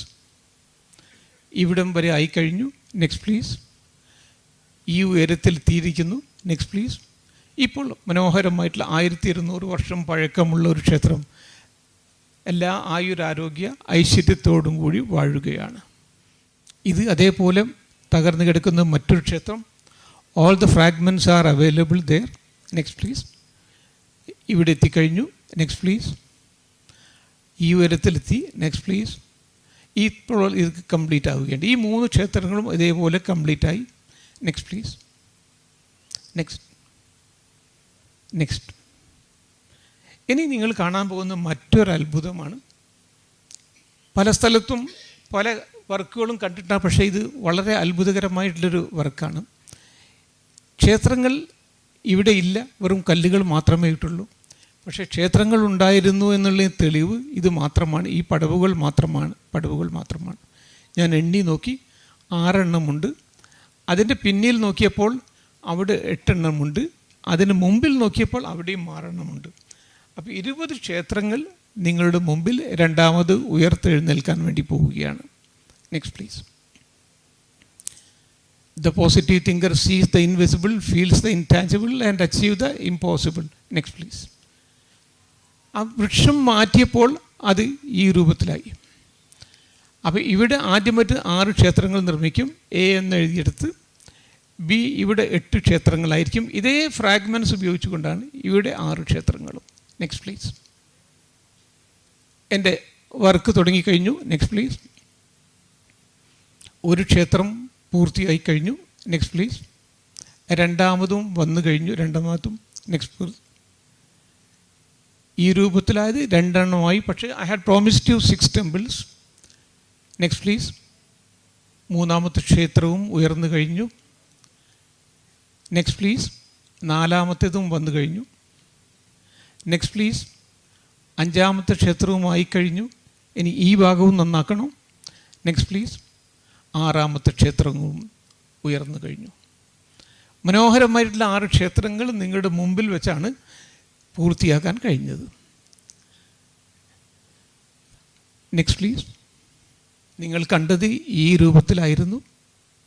ഇതിൽ നിന്നാണ് ഈ 6 ക്ഷേത്രങ്ങൾ രണ്ടാമത് പടുത്തുയർത്തിയത്. Next please. മറുഭാഗം നോക്കൂ, എത്ര മനോഹരമായിരിക്കുന്നു. Look at the elevation, the proportion. ബിൽക്കുൽ വളരെ മനോഹരമായിട്ടുള്ള. Look at each and every stone that has gone in to creation of this temple. It is beautifully design, cut and polished like a diamond, and then each stone has been tufted into second one, second into third one, third into fourth, and then it has been brought into a very brilliant culmination to make it an enchanting musical note. ഒരു കാലത്ത് ദേവാങ്കണങ്ങൾ കൈയൊഴിഞ്ഞ ക്ഷേത്രാങ്കണങ്ങൾ ഇന്ന് ആരെയും മോഹിപ്പിക്കുന്ന മനോഹരമായിട്ടുള്ള ക്ഷേത്രങ്ങളായിട്ട് മാറിക്കഴിഞ്ഞു. Next please. This must go as one of the most sensitive archaeological projects in history. Kevin സ്റ്റേഞ്ചിൻ്റെ അഭിപ്രായമാണ്. Next please. ഇവിടെ നിന്നാണ് നമ്മൾ ഈ രൂപത്തിലാക്കി മാറ്റിയത്. Next please. ഇനി ഇതിൻ്റെ പിറകിൽ 8 ക്ഷേത്രങ്ങൾ കൂടി. Next please. ആ 8 ക്ഷേത്രങ്ങൾ വന്നു കഴിഞ്ഞു. ഇത് ആദ്യം കണ്ട 6 ക്ഷേത്രങ്ങൾ ഇവിടെ 1, 2, 3, 4, 5, 6, 7, 8. ഈ ഭാഗം നന്നാക്കണം. Next please. അതും ആക്കി കഴിഞ്ഞു. അപ്പോഴേക്കും എൻ്റെ ട്രാൻസ്ഫർ വന്നു. ഞാൻ ഡൽഹിയിലേക്ക് പോയിരുന്നു. കാരണം ഡൽഹിയിൽ കോമൺവെൽത്ത് 2010 വരുന്നുണ്ടായിരുന്നു. അപ്പോൾ അതിന് മുമ്പ് 10th വരുന്നതിന് മുമ്പ് ഇത് മുഴുവനും അവിടെ ഡൽഹിയിലെ മോണ്യുമെൻറ്റ്സ് മുഴുവനും കംപ്ലീറ്റ് എല്ലാ തരത്തിലുള്ള സൗകര്യങ്ങളും ഏർപ്പെടുത്താൻ വേണ്ടി പറ്റിയുള്ളൊരു ഓഫീസറെ നോക്കി നടത്തുകയായിരുന്നു. അപ്പോൾ എന്നെയാണ് അവർ കണ്ടെത്തിയത്. അതുകൊണ്ട് എനിക്ക് ഡൽഹിയിലേക്ക് പോകേണ്ടി വന്നു. ഞാൻ ആഗ്രഹിച്ചത് ഇവിടെ തന്നെ നിൽക്കണമെന്നായിരുന്നു, കാരണം ഈ പ്രൊജക്റ്റ് കംപ്ലീറ്റ് ചെയ്യണം. പക്ഷേ ഭാഗ്യം കിട്ടിയില്ല. Next please. ഇതൊക്കെ കൊള്ളക്കാരാണ്. Next please. എത്ര മനോഹരമായിട്ട് ഇരിക്കുന്നു.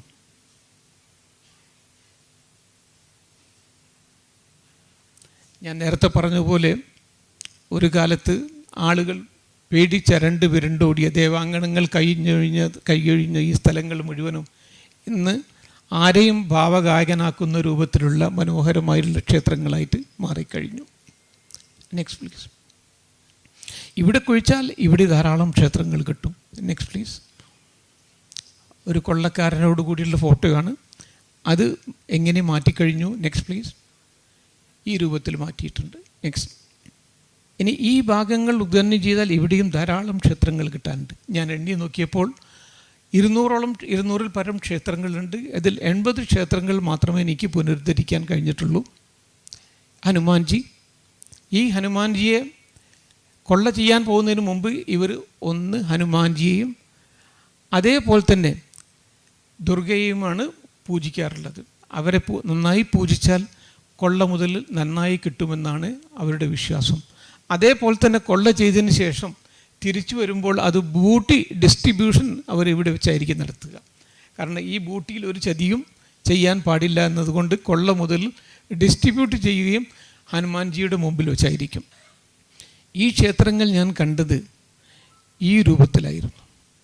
അത് ഇന്ന് എങ്ങനെ മാറിയിട്ടിക്കഴിഞ്ഞു? Next please. ഇങ്ങനെ ആയിക്കഴിഞ്ഞു. Next please. മറ്റൊരു കമ്പാരിറ്റീവ് ഇതും അത് ഇങ്ങനെയായിട്ട് വന്നു കഴിഞ്ഞു. ഇതിൽ നിന്നും നെക്സ്റ്റ് പ്ലീസ് ഇങ്ങനെയായിട്ട് വന്നു കഴിഞ്ഞു. Divine in conception and sublime in execution. ഇതൊക്കെ പുതിയ ക്ഷേത്രങ്ങളാണ്. ഒരു കാലത്തുണ്ടായിരുന്നു, പക്ഷെ തകർന്ന് വീണുപോയി. ഇത് മാത്രമേ ഒറിജിനലായിട്ടുണ്ടായിരുന്നുള്ളൂ. വീഴാതെ നിന്നിരുന്ന ഇത് മാത്രമായിരുന്നു. ബാക്കിയുള്ള ഭാഗങ്ങൾ മുഴുവനും കിട്ടി. Next please. Now there is A traffic jam of temples. Next please.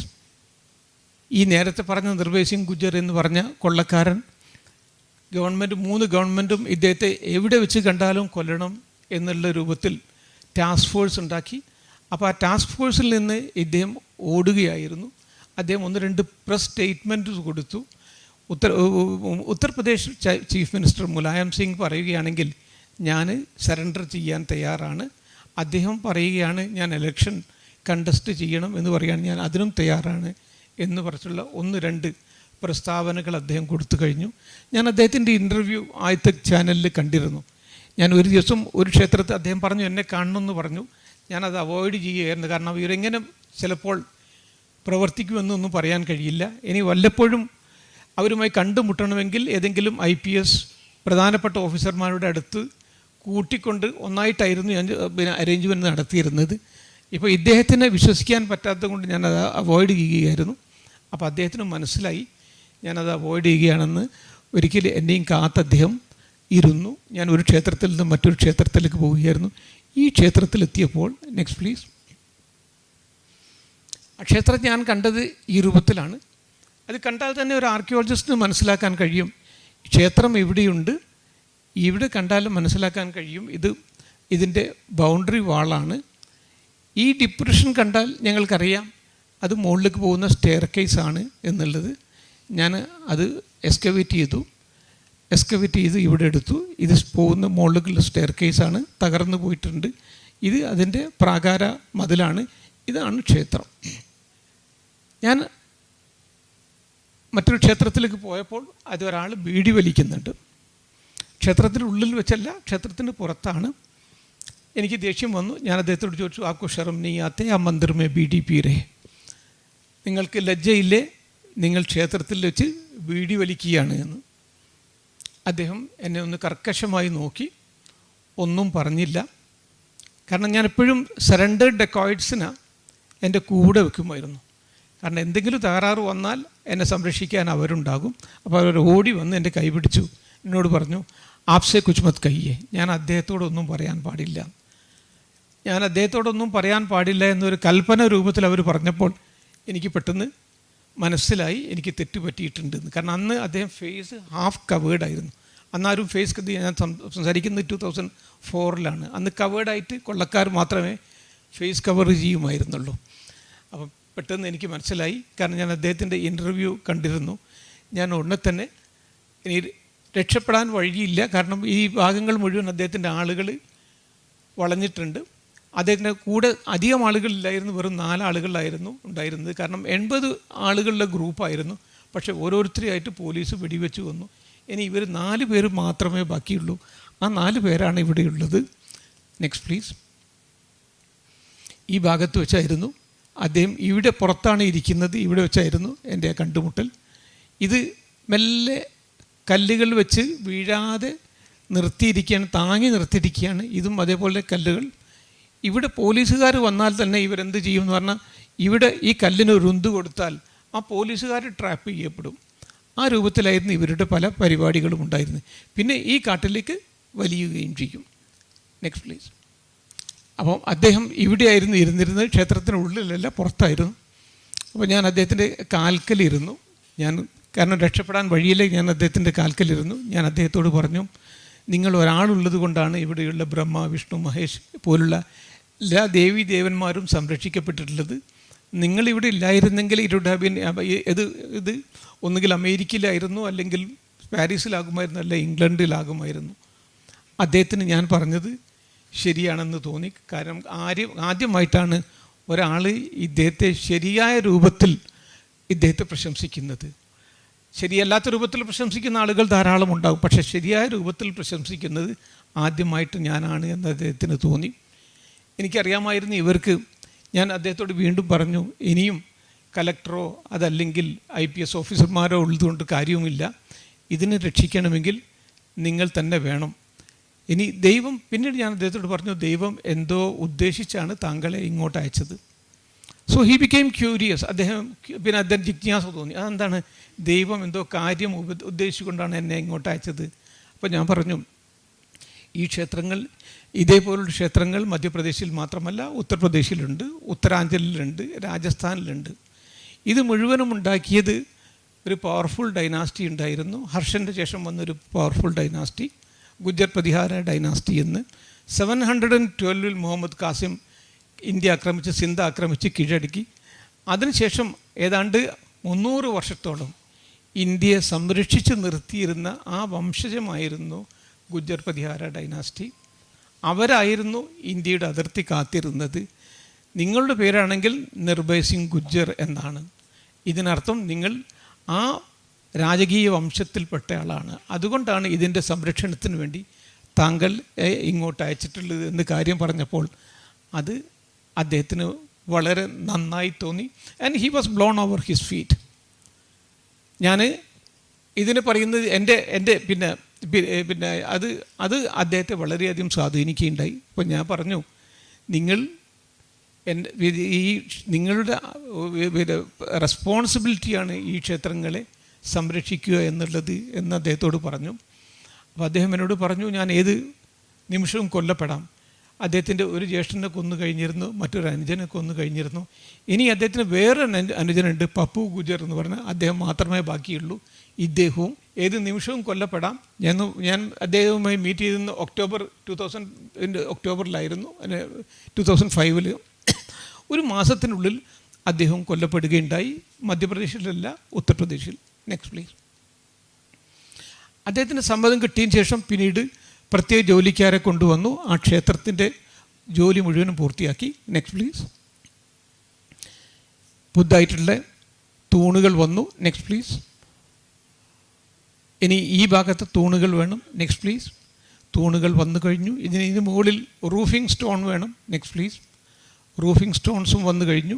Next please. ഈ ഭാഗങ്ങൾ മുഴുവനും അതോടുകൂടി പൂർത്തിയാക്കി. Next please. മനോഹരമായിട്ടൊരു വലിയ ക്ഷേത്രമായിട്ട് ഇത് മാറിക്കഴിഞ്ഞു. Next please. ഈ പൊട്ടിപ്പോയാൽ ആ പൊട്ടിപ്പോയത് വലിച്ചെറിയുകയല്ല ഞങ്ങൾ ചെയ്യുന്നത്, അത് രണ്ടാമത് കൂട്ടിഘടിപ്പിച്ച് ഒന്നായിട്ട് റീയൂട്ടിലൈസ് ചെയ്യും. Next please. ഇപ്പോൾ എല്ലാ ദേവീദേവന്മാർക്കും വലിയ സന്തോഷമായി. ഇവിടെ ഗണപതി വളരെ സന്തോഷവാനായിട്ട് ഡാൻസ് ചെയ്യുകയാണ്. ഏകദന്തം ചതുർബാഹു ഗജവക്ത്രം മഹോദരം സിദ്ധിബുദ്ധിസമായുക്തം മൂഷികാരൂഢമേവജ. ഇത് Kalyanasundara Murti of lord Shiva. Now lord Shiva is ready to marry. Next please. ഈ വാർത്തകൾ പത്രത്തിൽ വന്നപ്പോൾ ഒരിക്കൽ ഇത് യശോധര സിന്ധ്യ, പഴയ രാജസ്ഥാൻ ചീഫ് മിനിസ്റ്ററുടെ ഇളയ സഹോദരി, ഒരിക്കൽ എന്നെ വിളിച്ച്, Muhammad, you have been doing a lot of work but you didn't take me to that place എന്ന് പറഞ്ഞു. അപ്പോൾ ഞാൻ പറഞ്ഞു, മാഡം, അന്ന് കൊള്ളക്കാരുണ്ടായിരുന്നു, കൊള്ളക്കാരുള്ളത് കൊണ്ട് മാഡത്തെ പോലുള്ള ഒരാളെ കൊണ്ടുപോകുക എന്നുള്ളത് അതൊരു വലിയ അപകടമായിരിക്കും, അതുകൊണ്ടാണ് ഞാൻ നിങ്ങളെ കൊണ്ടുവരാത്തതെന്ന് പറഞ്ഞു. ഇത് നമുക്ക് പഴയ തലമുറയിലുള്ള ആളുകൾക്ക് അറിയാൻ മതി, ആ ഭാഗത്ത് അശോക് അർഗൽ എന്നാണ് എൻ്റെ പേര്, അദ്ദേഹത്തിൻ്റെ പേര്. ക്യാഷ് ഫോർ വോട്ട് എന്ന് പറയുന്ന നമ്മുടെ പാർലമെൻറ്റിൽ ഒരു പ്രമാദമായിട്ടുള്ള സംഭവം ഉണ്ടായിരുന്നു. അതിൻ്റെ ഇദ്ദേഹം സൂത്രധാരൻ ഇദ്ദേഹമായിരുന്നു. ഇവർ രണ്ടുപേരും വന്നു. അപ്പം മാഡം പിന്നെ ഇവർ ആർക്കിയോളജിയെക്കുറിച്ച് വളരെ നന്നായിട്ട് അറിയാവുന്ന, വളരെ ഹൈലി എഡ്യൂക്കേറ്റഡ് ആണെന്ന് മാത്രമല്ല നന്നായിട്ട് അറിയാവുന്നതായിരുന്നു. എന്നോട് വളരെ അടുത്ത പിന്നെ ഇഷ്ടമുള്ള ആളായിരുന്നു. അതുകൊണ്ട് ഞാൻ ഈ കാര്യങ്ങൾ മുഴുവൻ വിവരിച്ചു കൊടുത്തു. Then she asked me what do you need from my side. അപ്പോൾ ഞാൻ പറഞ്ഞു there is no road to come to this place. അപ്പോൾ ഉടനെ തന്നെ അവർ വളരെ പവർഫുൾ മിനിസ്റ്റർ, അതുകൊണ്ട് ഉടനെ തന്നെ ഓർഡർ ചെയ്തു. പിന്നെ 3 മാസത്തിൻ്റെ ഉള്ളിൽ രണ്ടാമത് റോഡ് കൺസ്ട്രക്ട് ചെയ്യാൻ പറ്റി. എന്നോട് പറഞ്ഞു you have to assure the quality of this one എന്ന് പറഞ്ഞു. അപ്പോൾ ഞാൻ പറഞ്ഞു that is the work of the PWD but I would be supervising it എന്ന് പറഞ്ഞു. അപ്പോൾ മാഡം എപ്പോഴും കാരണം എൻ്റെ ഓഫീസും അവരുടെ വീടും വളരെ അടുത്തായിരുന്നു. അപ്പോൾ വൈകുന്നേരമായിരുന്നു എന്നെ എപ്പോഴും വിളിക്കാറുണ്ടായിരുന്നു. ജ്യോതിറാദിത്യസിൻ്റെ ഇതേപോലെ തന്നെ വളരെ കഴിവുള്ള മിനിസ്റ്റേഴ്സിലാണ്. സാധാരണ മിനിസ്റ്റേഴ്സ് പോലെ വളരെ കഴിവുള്ള മിനിസ്റ്റേഴ്സ്. എന്ത് വേണമെങ്കിലും നിങ്ങൾക്ക് നേരിട്ട് ഹീ ന്യൂ. എന്നോട് പിന്നെ പബ്ലിക് മീറ്റിങ്ങിൽ പറയായിരുന്നു, if I give 100 rupees to Muhammad he would make it 1000 and return it എന്ന് പബ്ലിക് മീറ്റിങ്ങിൽ വെച്ച് അദ്ദേഹം പറയുമായിരുന്നു. അവർ രണ്ടുപേരും അന്ന് ഒരാൾ BJP ഒരാൾ കോൺഗ്രസ്സും ആയിരുന്നു. പക്ഷേ അതിനോട് പറയും, പിന്നെ അമ്മായിയെ വിളിക്കുകയാണെങ്കിൽ എന്നെ വിളിക്കാൻ പാടില്ല, എന്നെ വിളിക്കുകയാണെങ്കിൽ അമ്മായിയെ വിളിക്കാൻ പാടില്ല എന്ന് പ്രത്യേകം പറയുമായിരുന്നു. Next please. അപ്പോൾ നിങ്ങൾ കണ്ടിരുന്നത് ഈ ക്ഷേത്ര സമൂഹത്തിലെ ഭാഗങ്ങൾ ഇതേ രൂപത്തിലായിരുന്നു. അത് നാം വളരെ മനോഹരമാക്കി മാറ്റിയിരിക്കുന്നു. Next please. Now there is A traffic jam of temples. ഇനി ഇതിന് ചുറ്റും വളരെ മനോഹരമായിട്ടുള്ളൊരു പൂന്തോട്ടവും വെച്ച് പിടിപ്പിച്ചിട്ടുണ്ട്. Next please. നിങ്ങൾ ഈ രൂപത്തിൽ കണ്ട ഭാഗം അത് ഇന്നിങ്ങനെയായിട്ട് മാറിക്കഴിഞ്ഞു. ഒരു 50 ഏക്കറുള്ള സ്ഥലത്ത് ഒരു വലിയ ക്ഷേത്ര സമൂഹം ഇന്ന് ഉയർന്നു കഴിഞ്ഞു. ഇത് വളരെ പ്രധാനപ്പെട്ട ഒരു ടൂറിസ്റ്റ് കേന്ദ്രമായിട്ട് ഇതുമായിട്ട് മാറിക്കഴിഞ്ഞു. Next please. ഇനി ഇവിടെ ഉദ്ഘാടനം ചെയ്യുകയാണെങ്കിൽ ഇനിയും 120 ക്ഷേത്രങ്ങൾ ഇനിയും ബാക്കിയുണ്ട്. Next please. ഒന്നുകൂടി റിഫ്രഷ് ചെയ്യുകയാണ്. നിങ്ങൾ കണ്ടത് ഈ രൂപത്തിലായിരുന്നു. ഇതിനെയാണ് ഞാൻ അന്ന് പറഞ്ഞിട്ടുണ്ട്. കാരണം ഒരു ഫോട്ടോഗ്രാഫർക്ക് ഫോട്ടോ എടുത്താൽ മതി, ഒരു ജേർണലിസ്റ്റിന് ഇതിനെ കുറച്ച് ആർട്ടിക്കിൾ എഴുതിയാൽ മതി. My duty was to put a question. കാരണം ഓരോ കല്ലിനോടും ചോദിക്കണം where you when the temple was standing. അത് അതേപോലെ തന്നെ രണ്ടാമത് കൂട്ടിഘടിപ്പിക്കുന്നത് അസംഭവം എന്ന് തോന്നിയിരുന്നത് സംഭവമാക്കുക എന്നുള്ളതായിരുന്നു. Next please. അതിന്ന് ഇങ്ങനെയായിട്ട് മാറിക്കഴിഞ്ഞു. ഇദ്ദേഹത്തെ മരണം മാടി വിളിക്കുന്നുണ്ട്. Next please. അത് സംഭവിച്ചു. മധ്യപ്രദേശിലല്ല, ഉത്തർപ്രദേശിൽ. Next please. ഇനി അദ്ദേഹത്തിൻ്റെ പപ്പു ഗുജർ എന്നുള്ള ഒരാൾ മാത്രമേ ഉള്ളൂ. ഒരു എലിമെൻ്ററി സ്കൂളിൽ പിന്നെ ആളുകളെ ടീച്ചറെ പിടിക്കുകയാണെങ്കിൽ 15 to 20 lakh ആയിരുന്നു ഇദ്ദേഹം കിഡ്നാപ്പിംഗ് പൈസയായിട്ട് വാങ്ങിയിരുന്നത്. Next please. ഇവർ പോയതോടുകൂടി, ഇദ്ദേഹത്തെ കൊല്ലപ്പെട്ടതോടുകൂടി എൻ്റെ പ്രശ്നങ്ങൾ വർദ്ധിച്ചു. ഇതേവരെ മൈനിങ് മാഫിയ അങ്ങോട്ട് വരാൻ പേടിച്ചിരുന്നു. പക്ഷേ ഇദ്ദേഹം കൊല്ലപ്പെട്ടതോടുകൂടി മൈനിങ് മാഫിയ വന്നു. They started their rampant mining and my temple started coming down. അവിടെ BJP ഗവൺമെൻറ് ആയിരുന്നു.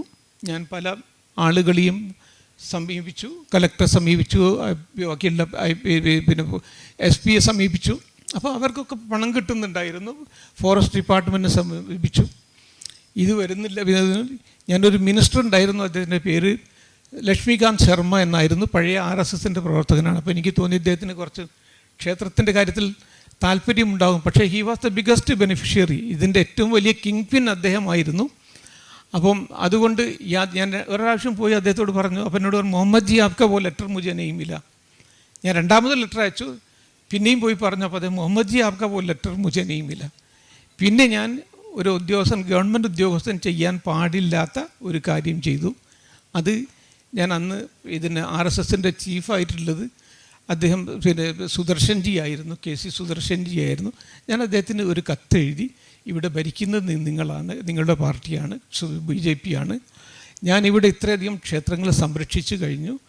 ഇപ്പോൾ ഈ മൈനിങ് നടക്കുന്നതുകൊണ്ട് ഞാൻ സംരക്ഷിച്ചിരുന്ന സ്ഥലങ്ങൾ രണ്ടാമത് റീകൺസ്ട്രക്ട് ചെയ്തിരുന്ന ക്ഷേത്രങ്ങൾ മുഴുവൻ തകർന്ന് വീഴാൻ തുടങ്ങിയിട്ടുണ്ട് എന്ന് പറഞ്ഞ് അദ്ദേഹത്തിന് ഒരു കത്തെഴുതി.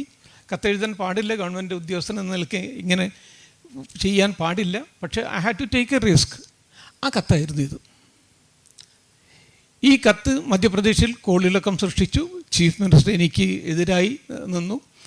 അങ്ങനെ ചീഫ് മിനിസ്റ്ററും അതേപോലെ തന്നെ ഈ ലക്ഷ്മികാന്ത് ശർമ്മ എന്ന് പറയുന്ന അദ്ദേഹവും, ഈ ലക്ഷ്മികാന്ത് ശർമ്മ അതിൽ നിന്ന് രക്ഷപ്പെടുകയുണ്ടായി. പക്ഷേ വ്യാപം എന്ന് പറയുന്ന 47 ആളുകളെ കൊന്ന മറ്റൊരു എക്സാമിനേഷൻ ഇതിൽ അദ്ദേഹം അകപ്പെടുകയും അദ്ദേഹത്തിലെ കിങ് പിൻ അദ്ദേഹമായിരുന്നു.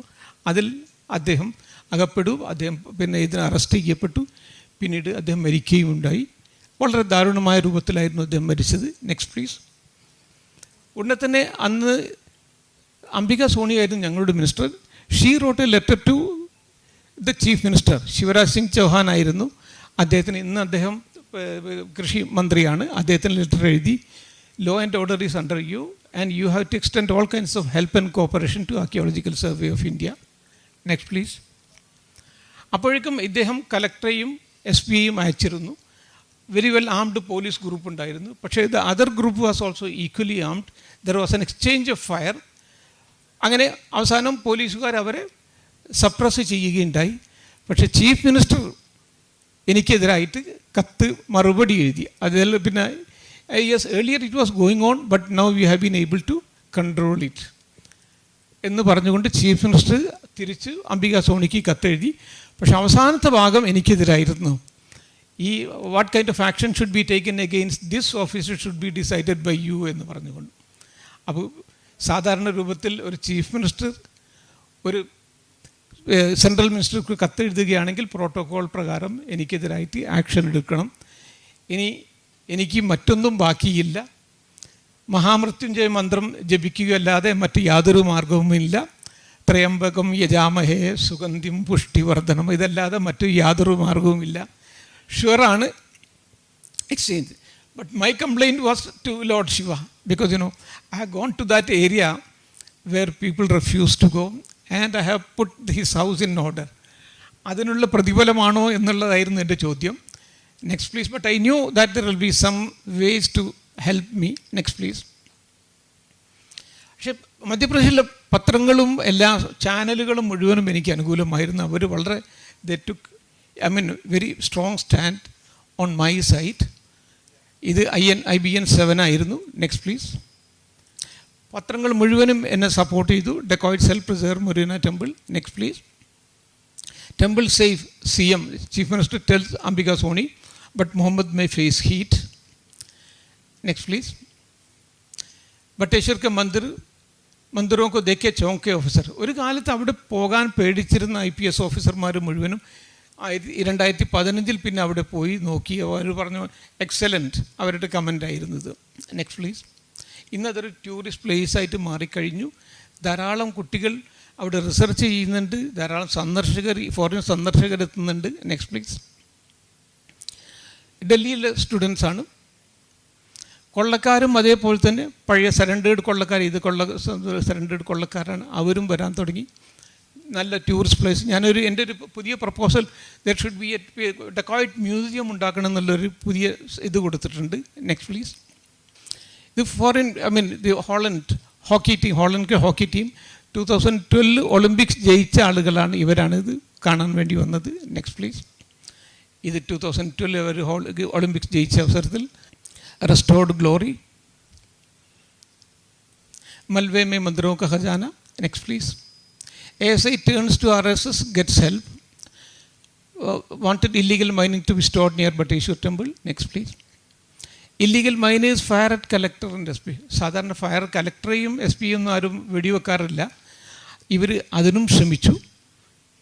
അപ്പോൾ എന്നെപ്പോലുള്ള ഒരാളെ കൊല്ലുക എന്നുള്ളവർക്ക് പിന്നെ ഒരു ചെറിയ വളരെ ഈസി ആയിട്ട് ചെയ്യാൻ കഴിയുമായിരുന്നു. പക്ഷേ ഞാനുമായി ശക്തമായിട്ടുള്ള വാഗ്വാദങ്ങൾ ഉണ്ടായി. പക്ഷേ എന്നെ ദേഹോപദ്രവം നടത്തിയില്ല. കാരണം അവർക്കറിയാമായിരുന്നു എന്നെ കൊന്നാൽ അതിൽ പകരം ചോദിക്കുന്ന കൊള്ളക്കാരായിരിക്കും. അവർ പകരം ചോദിക്കുമ്പോൾ എന്നെ കൊന്നാളെ കൊല്ലുക മാത്രമല്ല, അവരുടെ മുഴുവൻ കുടുംബത്തെയും അരിഞ്ഞു വീഴ്ത്തും. അതുകൊണ്ട് ഞാൻ രക്ഷപ്പെട്ടു. പക്ഷേ എന്നെപ്പോലെ ഭാഗ്യവാന്മാരായിരുന്നില്ല വേറെ ചില IPS ഓഫീസർമാർ. ഒരു യങ് IPS ഓഫീസർ ഉണ്ടായിരുന്നു. അദ്ദേഹം ഞാൻ അവിടെ നിന്ന് പോയതിന് ശേഷമാണ് അദ്ദേഹം വന്നത്. പക്ഷേ my message was taken up by him.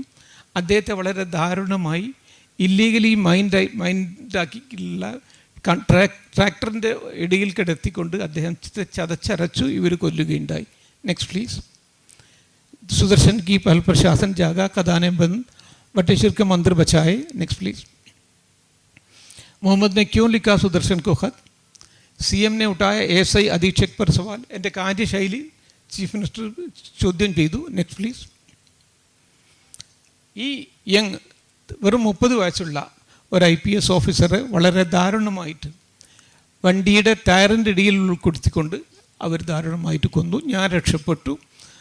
बेदम बंदूक बेखौफ माफिया सिर्फ एक ही साल में हो चुका है. 50 से ज़्यादा ഒരു വർഷത്തിനുള്ളിൽ തന്നെ ഇതേപോലുള്ള 50-ൽ പരം കൊലകൾ ഉണ്ടായിരുന്നു.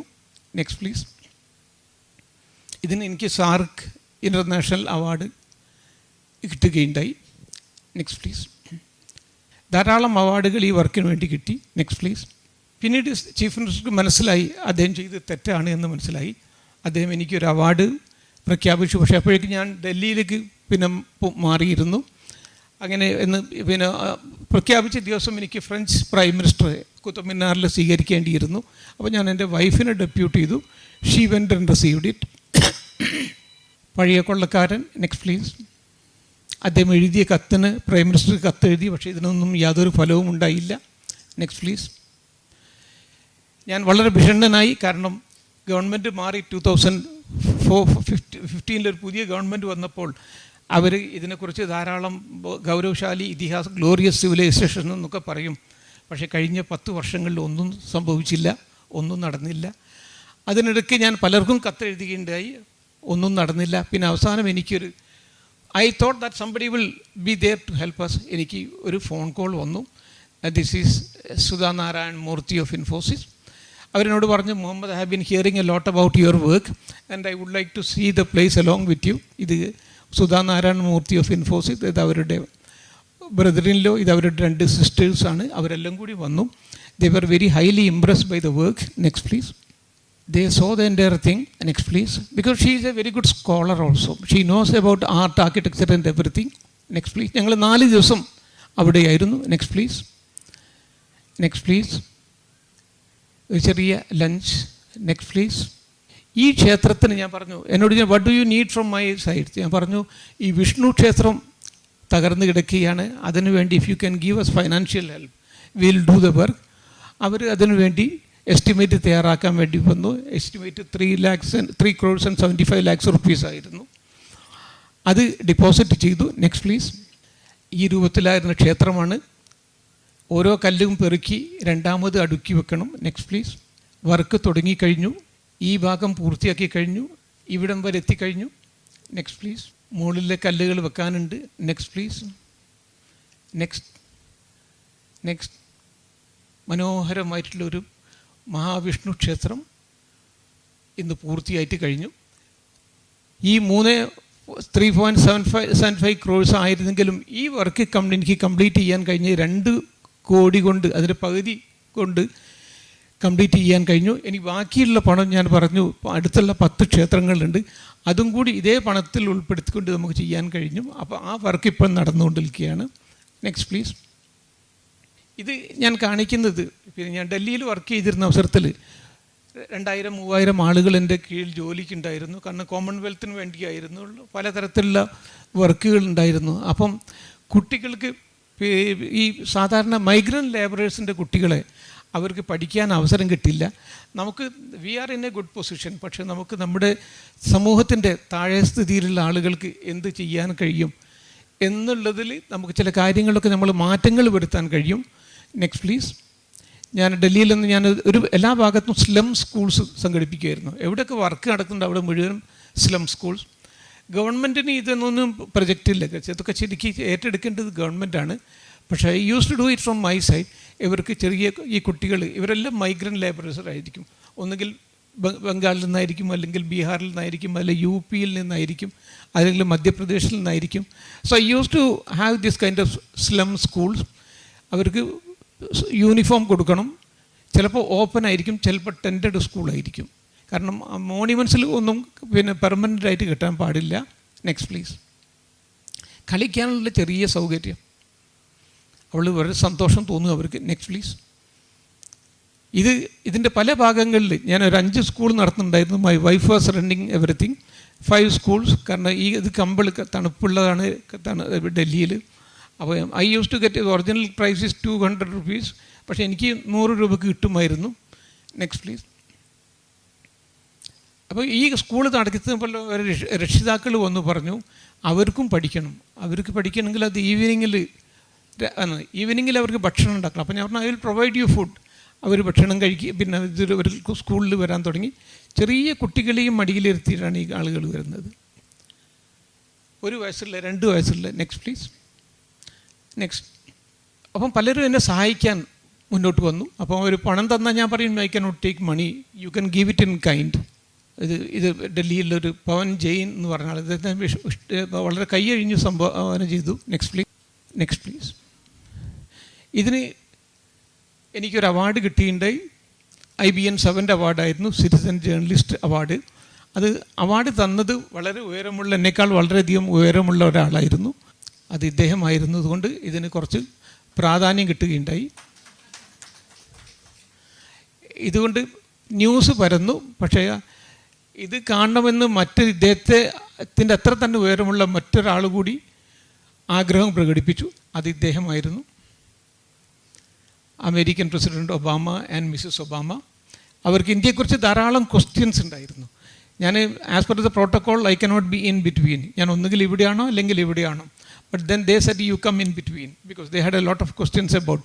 ചിലപ്പോൾ ഇവർ ചോദിക്കും, ചിലപ്പോൾ ഇവർ ചോദിക്കും. അതിനൊക്കെ മറുപടി നമ്മൾ പറയണം. Next please. He was the happiest man when he met these children. Look at the way he is sitting. ഈ കുട്ടിയെ ശ്രദ്ധിക്കുക. It was this boy who received him. Welcome Mrs and Mr Obama എന്ന് പറഞ്ഞു. So this slum boy impressed him. So he asked him, what is your name? He said, my name is Vishal.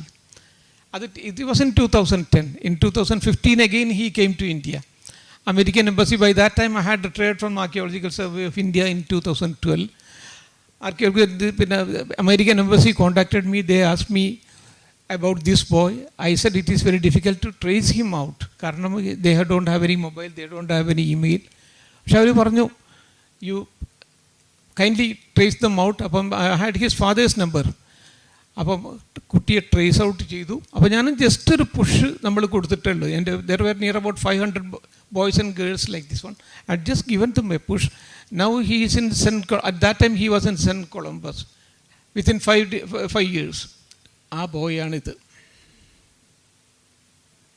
This is how we can help the society. Next please. ഞാൻ ഡൽഹിയിൽ ഇതേപോലെ ഒരു പ്രസംഗത്തിന് വേണ്ടി അവർ എന്നെ വിളിച്ചാൽ it was a huge meeting. പിന്നെ മാതാ സുന്ദരി കോളേജിലുള്ള അവർ. അപ്പം I introduced him as an inspiring personality and we gave him some more financial help. Many people gave the financial help. This way we can do a lot of things. Next please. അദ്ദേഹം തൻ്റെ വഴികൾ ഒരു കാലത്ത് അദ്ദേഹം ഈ രൂപത്തിലായിരുന്നു. അതുകൊണ്ട് ഒരിക്കലും തന്നെ അദ്ദേഹം വന്ന വഴികൾ മറക്കാത്ത ഒരു മഹാമനുഷ്യനായിരുന്നു.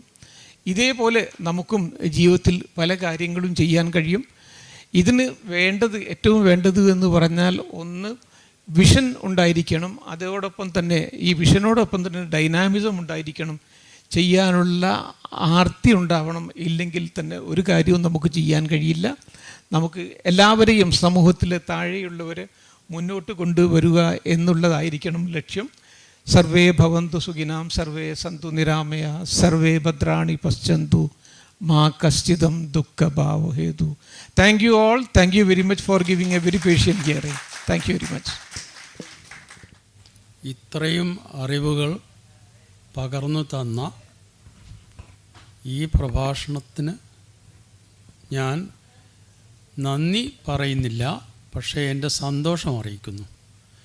കാരണം എൻ്റെ പ്രതീക്ഷകൾക്കും എത്രയോ മേലെയാണ് ഇന്ന് ഡോക്ടർ KK മുഹമ്മദ് നമുക്ക് തന്നിരിക്കുന്ന ഈ അറിവുകൾ. ഏത് വിഷയത്തിലും നമുക്ക്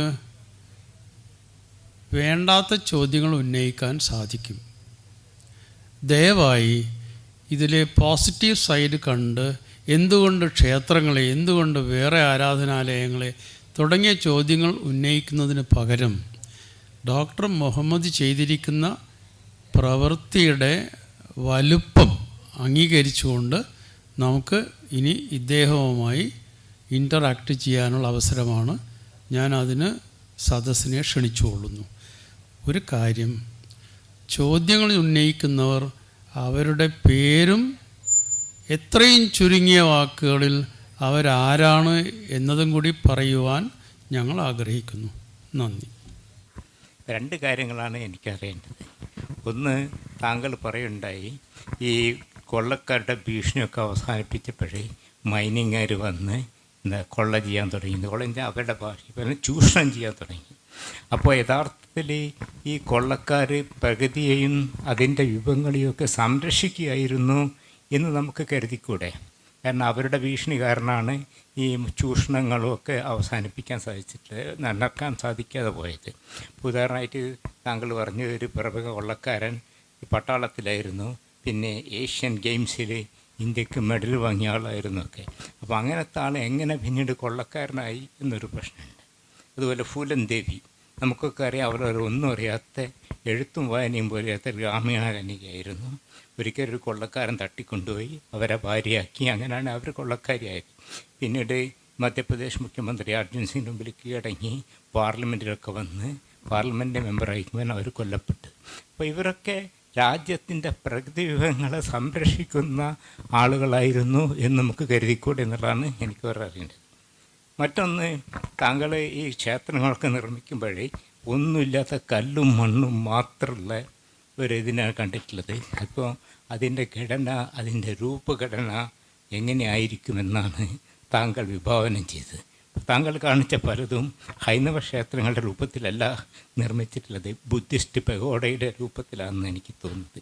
അപ്പോൾ എന്ത് ആശയത്തിനാണ് താങ്കൾ അതിന് രൂപകൽപ്പന ചെയ്തത് എന്നൊന്ന് വിശദീകരിച്ചാൽ തിരക്കില്ലേ? ഒന്ന്, പിന്നെ വളരെ നല്ല ചോദ്യമാണ് ഉമർ ഫാറൂഖ് ജി ചോദിച്ചത്. ഈ കൊള്ളക്കാർ സംരക്ഷിക്കൂ എന്ന് പറഞ്ഞാൽ മറ്റൊരർത്ഥത്തിൽ ഇവർ പ്രകൃതിയെ സംരക്ഷിക്കുന്നുണ്ട്. കാരണം ഇവരുള്ളത് കൊണ്ടായിരുന്നു അവിടെ നിന്ന് ഒരു ബിംബവും അതേപോലെ തന്നെ ഒരു കല്ലും പോകാതിരുന്നതും. ആ നിലയ്ക്ക് ഇവരാണ് ആ ഭാഗങ്ങളെ മുഴുവനും സംരക്ഷിച്ച് നിർത്തിയത്. അതേപോലെ തന്നെ ഈ ഖനന മാഫിയ അങ്ങോട്ട് വരാതിരിക്കുന്നതും ഇവരുള്ളത് കൊണ്ട് മാത്രമാണ്.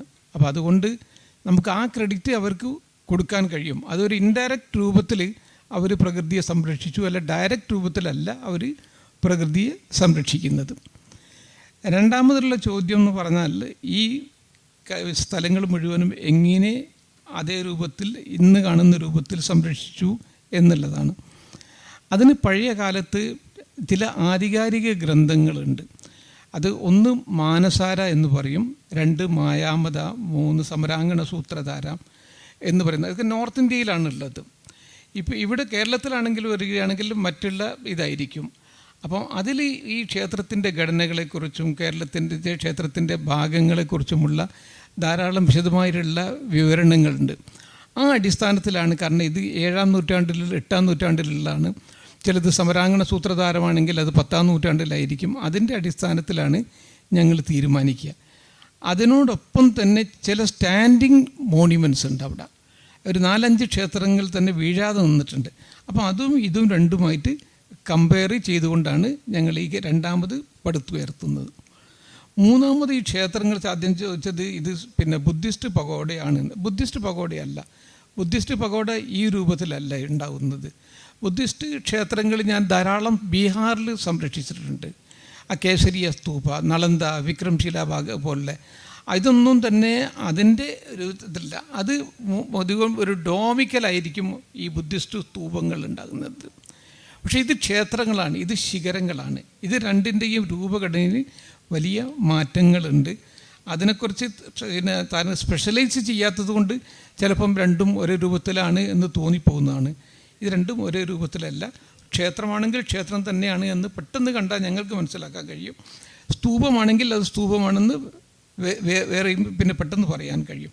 ഇനി അതിൻ്റെ ഏജും കണ്ടാൽ തന്നെ, ഇപ്പോൾ എന്നെപ്പോലുള്ള ആളുകൾക്ക് അതിൻ്റെ ഏജും എത്ര വർഷം പഴക്കമുണ്ട്. ഇപ്പോൾ ഈ ക്ഷേത്രം കണ്ടാൽ നേരെ കണ്ടാൽ തന്നെ എനിക്ക് പറയാൻ പറ്റുന്നത് 8-9 സെഞ്ചുറിയിലുള്ളതാണ്.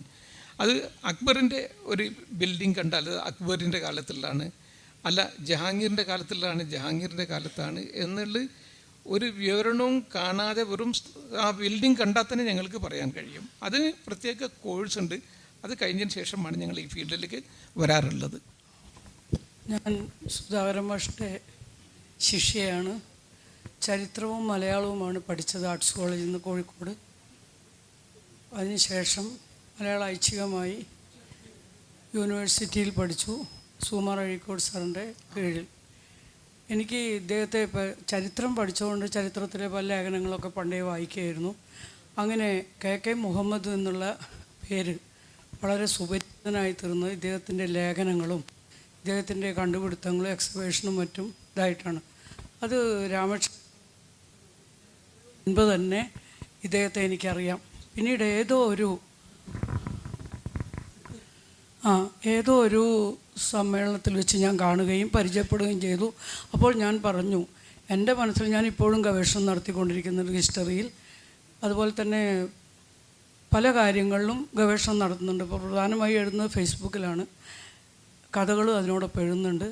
ആ സമയത്ത് 1-2 സംഭവങ്ങൾ താങ്കൾ എഴുതിയപ്പോൾ ഞാൻ അന്ന് തന്നെ എനിക്ക് പറഞ്ഞത്, ഏത് താങ്കൾ പ്രവൃത്തി ചെയ്യുന്നുണ്ടോ അതെല്ലാം വളരെ കൃത്യമായിട്ടും വ്യക്തമായിട്ടും അതുപോലെ തെളിവുകളോടും കൂടിയുള്ളതാണെന്ന് എനിക്ക് തോന്നി. എൻ്റെ അനുഭവമാണ് ഞാൻ പറഞ്ഞത്. അത് ഞാൻ അവിടെ എഴുതിയപ്പോൾ കുറേ അതിനെതിരായിട്ട് ഫേസ്ബുക്കിലൊക്കെ താങ്കളെപ്പറ്റി പറഞ്ഞു. അതൊന്നും എൻ്റെ അഭിപ്രായത്തിൽ ഒരു ചലനം പോലും സൃഷ്ടിക്കാൻ കഴിഞ്ഞില്ല. ഇപ്പോൾ ഇവിടെ എത്ര നല്ല നമ്മുടെ നാട്ടിൽ എത്ര ക്ഷേത്രങ്ങളാണെങ്കിലും ബുദ്ധിസ്റ്റ് കാര്യങ്ങളൊക്കെ ആണെങ്കിലും എത്ര മനോഹരമായിട്ടാണ് താങ്കൾ ആ പഴമയെ പുനരുദ്ധരിക്കുന്നതെന്ന് കേട്ട് വളരെയധികം സന്തോഷമുണ്ട്. താങ്കളെ പരിചയപ്പെടുന്നൂടെ താങ്കൾക്ക് ആദരവ് സ്നേഹവും അർപ്പിക്കുന്നു. പിന്നീട് സുധാകരൻ മാഷെ കണ്ടത് 72 ഡിഗ്രി കഴിഞ്ഞതിന് ശേഷം ഇപ്പോഴാണ് മാഷെ കാണാൻ പറ്റിയതിലും വളരെയധികം സന്തോഷമുണ്ട്. എന്നെ ഏതോ ഒരു പ്രത്യേക സാംസ്കാരിക പാർട്ടിയുടെയും ഒരു BJPയുടെ അനുഭാവിയായിട്ടാണ് ആളുകൾ ചിത്രീകരിക്കാറുള്ളത്. അത് ഞാൻ രാമജന്മഭൂമിയെക്കുറിച്ച് അഭിപ്രായം പറഞ്ഞതിൻ്റെ പേരിലാണ്. ഉള്ളത് പറഞ്ഞു എന്നുള്ളത് മാത്രമേ ഉള്ളൂ. അതിൽ ഉപരിയായി എനിക്ക് ഏതെങ്കിലും ഒരു മതത്തിൻ്റെയോ ഏതെങ്കിലും ഒരു പ്രദേശത്തിൻ്റെയോ ഏതൊരു പാർട്ടിയുടെ ആളല്ല, ഉള്ള കാര്യങ്ങൾ പറയുക എന്നുള്ളത് മാത്രമാണ്. അത് ചിലർക്ക് ഇഷ്ടമായിട്ടുണ്ടായിരിക്കും, ചിലർക്ക് ഇഷ്ടമായിരിക്കുകയുമില്ല. ഇപ്പോൾ ഒരു ജസ്റ്റിസ് എന്ന 2-3 ദിവസങ്ങൾക്ക് മുമ്പ് എനിക്കെതിരായിട്ട് ഭയങ്കരമായിട്ടുള്ളൊരു പ്രസംഗ ധോരണി തന്നെ നടത്തുന്നുണ്ട്. അത് കേരളത്തിലൊരു വലിയ ജസ്റ്റിസാണ്. അദ്ദേഹത്തെ ഞാൻ കണ്ടിട്ടില്ല, അദ്ദേഹത്തെ എന്നെ അറിയില്ല. ഇതൊക്കെ സാധാരണ നടത്തുന്നതാണ്. ഇതൊക്കെ ഞാൻ ധാരാളം ഫേസ് ചെയ്തതുമാണ്. അതുകൊണ്ട് എനിക്കിതൊന്നും ഒത്തിരിയല്ല. ഏതായാലും താങ്കൾ നല്ല അഭിപ്രായങ്ങൾ പറഞ്ഞതിൽ എനിക്ക് നന്ദിയുണ്ട്. Thank you so much. ഇടയ്ക്ക് കരയിപ്പിച്ചു, ഇടയ്ക്ക് കണ്ണ് നനയിപ്പിച്ചു. ഞാൻ തങ്ങളുടെ പുസ്തകം വായിച്ചിട്ടുണ്ടായിരുന്നു. അത് വായിക്കുമ്പോൾ കിട്ടിയിട്ടില്ലാത്ത അനുഭവത്തിൻ്റെ ഒരു അല ഉള്ളിലുണ്ട്. ചോദിക്കാനുള്ളത് അതല്ല, അങ്ങൊരു കേരളീയനാണ്, മലയാളിയാണ്. എല്ലാ പ്രവർത്തന മേഖലകളും കേരളത്തിന് പുറത്താണ് സംഭവിച്ചിട്ടുള്ളത്. അപ്പോൾ ഇവിടെ അങ്ങനെ എന്തെങ്കിലും സാധ്യത കണ്ടിട്ടുണ്ടോ, ഉണ്ടോ? അഥവാ കേരളത്തിൽ ഇതൊന്നും ഇല്ലേ? എന്തായിരിക്കും? ഇത്രയും കേരളത്തിൽ ഒരു ചരിത്രകാരനും കുറേ കാര്യങ്ങളുണ്ട്. പക്ഷേ ഒരു ആർക്കിയോളജിസ്റ്റിന് അദ്ദേഹത്തിൻ്റെ നോർത്ത് ഇന്ത്യയിലുള്ള അത്ര മേഖലകൾ ഇവിടെയില്ല. കാരണം ഇവിടെ നമ്മുടെ ചരിത്രം തുടങ്ങുന്നത് ഒന്നുകിൽ നിയോളിത്തിക് പീരീഡ് മുതലായിരിക്കും, അല്ലെങ്കിൽ മെഗാലിത്തിക് പീരീഡിലായിരിക്കും. അന്ന് സംസ്കാരം അത്രയധികം വളരാത്ത കാലഘട്ടമാണ്. പിന്നെ നമ്മുടെ കല്ലുകൾ ഒന്നും തന്നെ ഗ്രാനൈറ്റ് കല്ലുകളല്ല, ലാറ്ററൈറ്റ് സ്റ്റോൺസാണ്. അതുകൊണ്ടും പിന്നീട് മഴ ധാരാളമുള്ള പ്രദേശമാണ്. ഒരു ലെയർ ഫോർമേഷൻസ് നടക്കുന്നില്ല. ഇങ്ങനെയുള്ള കുറേ കാര്യങ്ങൾ കൊണ്ട് ചെറിയ ചെറിയ നാട്ടുരാജ്യങ്ങളാണ് നമ്മുടെ. വലിയ സംസ്കാരങ്ങളൊന്നും ഇവിടെ കേരളത്തിൽ വളർന്നു വന്നിട്ടില്ല. അത് ഒന്ന്. രണ്ടാമത്തത്, നമ്മുടെ ആളുകളുടെ പ്രകൃതം എപ്പോഴും എതിർക്കുക എന്നുള്ളതല്ലാതെ നല്ല കാര്യത്തിന് സപ്പോർട്ട് ചെയ്യുക എന്നുള്ളത് കേരളക്കാരുടെ പൊതുവെ മനോഭാവത്തിനെതിരായതുകൊണ്ടും ഞാൻ എൻ്റെ ഫീൽഡ് മുഴുവനും ഇത് വർക്ക് ചെയ്യാനുള്ള അവസരം ഞാൻ പഠിച്ചതും ഹൈസ്കൂൾ കഴിഞ്ഞതിന് ശേഷം പഠിച്ചതും പുറത്താണ്. അവിടെയും ഇതേപോലെ കുറേ പ്രത്യേക ഗ്രൂപ്പിൻ്റെ ആളുകളുമായിട്ട് ഒരിക്കലും ഒത്തുചേരാൻ കഴിയാത്തതുകൊണ്ട് വലിയ നീണ്ട സംഘർഷങ്ങൾ ഉണ്ടായിരുന്നു. അതിലൂടെ വളർന്നു വന്നാണ്. അതാണ് എന്നോട് പിന്നീട് ഈ കൊള്ളക്കാരുമായി ബന്ധപ്പെടാനുള്ള, നക്സലൈറ്റുകളുമായിട്ട് അതേപോലെ അടുത്ത ബന്ധം സ്ഥാപിക്കാൻ കഴിഞ്ഞ, ഛത്തീസ്ഗഡിൽ വർക്ക് ചെയ്തിരുന്ന സ്ഥലത്തിൽ അങ്ങനെ കുറേ ബന്ധങ്ങളൊക്കെ ഉണ്ടാക്കാൻ കഴിഞ്ഞത് ഇതിൻ്റെ അടിസ്ഥാനത്തിലാണ്. പക്ഷേ കേരളത്തിൽ ഇതൊന്നും സാധ്യമാകുമെന്ന് എനിക്ക് ഇന്നത്തെ രൂപത്തിൽ തോന്നുന്നില്ല. ഇനി എപ്പോഴെങ്കിലും സാധ്യമായേക്കാം. താങ്കൾ പറഞ്ഞതിനോട് യോജിച്ചിട്ട് തന്നെ ഒരു കാര്യം പറയട്ടെ. ഇതിലൊരു സർക്കാരിൻ്റെ ഇടപെടൽ, ഞാൻ ഗോപാലൻകുട്ടി ചരിത്ര അധ്യാപകനായി റിട്ടയർ ചെയ്തു. സർക്കാരിൻ്റെ നിലപാട് വളരെ ഇമ്പോർട്ടൻ്റ് ആണ്. ഉദാഹരണത്തിന് ഇതിൻ്റെ നേരെ പോയി കഴിഞ്ഞാൽ പാളയത്തിൽ ചിലവരങ്ങ് തീരുമാനിച്ച ഒരു അണ്ടർപാസ് വേണോ, അണ്ടർപാസ് എടുക്കുമ്പോൾ ഒരുപാട് കല്ലുകളും ഒരുപാടൊന്നും കിട്ടി. അപ്പോൾ പലരും, ഞങ്ങളൊക്കെ പറഞ്ഞാണ്, നമ്പൂരി സാറിൻ്റെ ആർട്സ് കോളേജ് എന്ന് അവരൊക്കെ പറഞ്ഞാണിത്. അപ്പോൾ ഈ കല്ലിനെ അങ്ങ് മൂടുക, അതിനെയാണ്. അപ്പോൾ അല്ലെങ്കിൽ അണ്ടർപാസ് വന്നില്ലെങ്കിലോ, അണ്ടർപാസ് നടത്താനായിട്ട് കോൺട്രാക്ടർക്കും മറ്റും താല്പര്യമുണ്ട്. ഇതിൽ സങ്കടപ്പെടുത്തുന്നത് എല്ലാ രാഷ്ട്രീയ പാർട്ടികളും ഇവരുടെ കൂടെ നിന്നു എന്നുള്ളതാണ്. അതൊന്ന്. പാലക്കാടത്തെ ഒരു അനുഭവം എനിക്കറിയാം. ഞാൻ പാലക്കാടുകാരനാണെന്ന് താങ്കൾക്ക് അറിയാമല്ലോ. അവിടെ വല്യങ്ങാടിയിൽ ഇതേപോലെ ചാല് കുഴിച്ചപ്പോൾ വലിയൊരു പീരങ്കി കിട്ടി. ആ പീരങ്കിയെ രാത്രിക്ക് രാത്രി വേറൊരു കുഴിയിലിട്ട് മൂടുക എന്നതാണ് നമ്മൾ ചെയ്തത്. അപ്പോൾ അതിനും ഇതേപോലെ, അത് BJP ആണോ കോൺഗ്രസ് ആണോ കമ്മ്യൂണിസ്റ്റ് ആണോ മുസ്ലിം ലീഗാണോ, ഇവരൊക്കെ ഇതിലുണ്ട്, ഇവരൊക്കെ അതിൽ യോജിപ്പാണ്. അപ്പോൾ എനിക്ക് തോന്നുന്നത് സർക്കാരിൻ്റെ സഹായം നമുക്ക് കിട്ടുന്നില്ല എന്നാണ്. History is the lowest priority four A government. ശരിയാണ് സർ, എൻ്റെ പേര് സ്വർണ്ണകുമാരി എന്നാണ്. ചരിത്രമാണ് സബ്ജക്റ്റ്. എപ്പോഴും ക്ഷേത്രങ്ങൾ ഇങ്ങനെ ഉണ്ടാവുന്ന വളരെ എഫ്ലുവൻ്റ് ആയിട്ടുള്ള സ്ഥലങ്ങളിൽ സർപ്ലസ് ഉണ്ടാവുമ്പോൾ മാത്രമല്ലേ അങ്ങനെയൊക്കെ ഉണ്ടാവാറുള്ളൂ അല്ലേ? കാരണം എഫ്ലുവൻ്റ് ആയ സ്ഥലങ്ങളിലല്ലേ കൂടുതൽ ക്ഷേത്രങ്ങൾ ഉണ്ടാവും. അപ്പം സാർ ഈ റീകൺസ്ട്രക്ഷനൊക്കെ നടത്തി അതൊക്കെ തിരിച്ചു കൊടുത്തു ആ പ്രദേശത്തെ ജനങ്ങൾക്ക്. പക്ഷേ എൻ്റെ സംശയം, എന്തുകൊണ്ടാണ് ആ പ്രദേശം ഇങ്ങനെ ഒരു സോഷ്യോ എക്കണോമിക് ഫാക്ടേഴ്സ് എന്താണ് ഇങ്ങനെ കൊള്ളക്കാരുണ്ടാവാൻ? സാറ് കുറേ പഠിച്ചിട്ടുണ്ടാവുമല്ലോ അവരെ പറ്റി. അപ്പോൾ ആ പ്രദേശത്തിൻ്റെ, ഇപ്പം നമ്മുടെ കൊയിലാണ്ടിയിലൊക്കെ ഉണ്ട്, കൊല്ലം വളരെ സമ്പുഷ്ടിയുള്ള ഒരു പ്രദേശമായിരുന്നു. കുറേ അമ്പലങ്ങളുണ്ട് അവിടെ. പക്ഷെ പിന്നീട് ഭൂമിയിലെ ക്യാരക്ടർ തന്നെ മാറിപ്പോയതുകൊണ്ടും കപ്പലുകൾ വരാത്തതുകൊണ്ടും ഒക്കെ ആ പ്രദേശം പിന്നീട് ബാക്ക്വേർഡായി പോവുകയും, പിന്നെ ഈ ക്ഷേത്രങ്ങൾ നിലനിൽക്കുന്നുണ്ട്. പക്ഷേ ഈ ശമ്പൽ കൊള്ളക്കാർ എന്തുകൊണ്ടാണ് ഇങ്ങനെയൊരു വഴി തിരഞ്ഞെടുത്തത്? അവർക്ക് ഫിനാൻഷ്യലായി എന്തുകൊണ്ട്, അല്ലെ ഈ സോഷ്യോ എക്കണോമിക് ഫാക്ടേഴ്സാണ് ഞാൻ ഉദ്ദേശിച്ചത്. ഒന്ന്, ഭൂമി തീരെ ഫലഭൂയിഷ്ഠമായിട്ടുള്ള ഭൂമി ആയിരുന്നില്ല അവിടെ ഉണ്ടായിരുന്നത്. അപ്പം ഫലഭൂയിഷ്ഠമായിട്ടുള്ള ഭൂമി അല്ലാത്തത് കൊണ്ട് അത് ട്രേഡിനായിരുന്നു ഉപയോഗിക്കുന്നത്. ട്രേഡ് ഗ്രൂപ്പ്സ് ഇതിലൂടെ വരുന്നുണ്ടായിരുന്നു. അപ്പം അത് ഒന്ന് സിദ്ധസ്ഥാനമായിട്ട് മാറി. സിദ്ധസ്ഥാനം എന്ന് പറഞ്ഞാൽ ചില ഭാഗങ്ങളിലൂടെ നദി എവിടെയൊക്കെ ഉത്തരവാഹിനി എന്ന് പറയും ഞങ്ങൾ. ഉത്തരവാഹിനി എന്ന് പറഞ്ഞാൽ ഏത് ഭാഗത്ത് വടക്കോട്ട് നദി ഒഴുകുന്ന അവസരത്തിൽ അതൊരു പുണ്യ സ്ഥലമായിട്ടാണ് നമ്മൾ കണക്കാക്കുക. നിങ്ങൾ ഏത് ക്ഷേത്രങ്ങളിൽ നോക്കിയാലും അതിൻ്റെ പ്രണാളി, അതായത് അഭിഷേക ജലം ഒഴുകുന്ന ആ പ്രണാളി വടക്കോട്ടായിരിക്കും. ഗംഗോത്രി, യമുനോത്രി, ഹരിദ്വാർ, ലക്ഷ്മൺ ഝൂല, പ്രയാഗ്, ഈ സ്ഥലങ്ങളിൽ മുഴുവൻ നോക്കിയാലും അതേപോലെ ആയിരിക്കും. നമ്മുടെ കേരളത്തിലും എപ്പോഴും അത് വടക്കോട്ടായിരിക്കും. അപ്പോൾ ഉത്തരവാഹിനി ആയിട്ടുള്ള സ്ഥലങ്ങളിൽ സിദ്ധസ്ഥാനമായിരിക്കും. അതുപോലെ മലകൾ ഇതേപോലെ തന്നെ ഇത് ഉത്തരവാഹിനിയായിട്ട് പോകുന്ന അവസരത്തിൽ അതും ഒരു സിദ്ധസ്ഥാനമായിരിക്കും. അങ്ങനെയുള്ളൊരു സിദ്ധസ്ഥാനമായിട്ടായിരുന്നു ഈ ബട്ടേശ്വർ എന്നുള്ളത്. അത് ബഡാ ഈശ്വർ, അതുകൊണ്ട് തന്നെയാണ് ഈ സ്ഥലം മുഴുവനും പിന്നെ എത്ര പ്രാധാന്യം കിട്ടിയത്.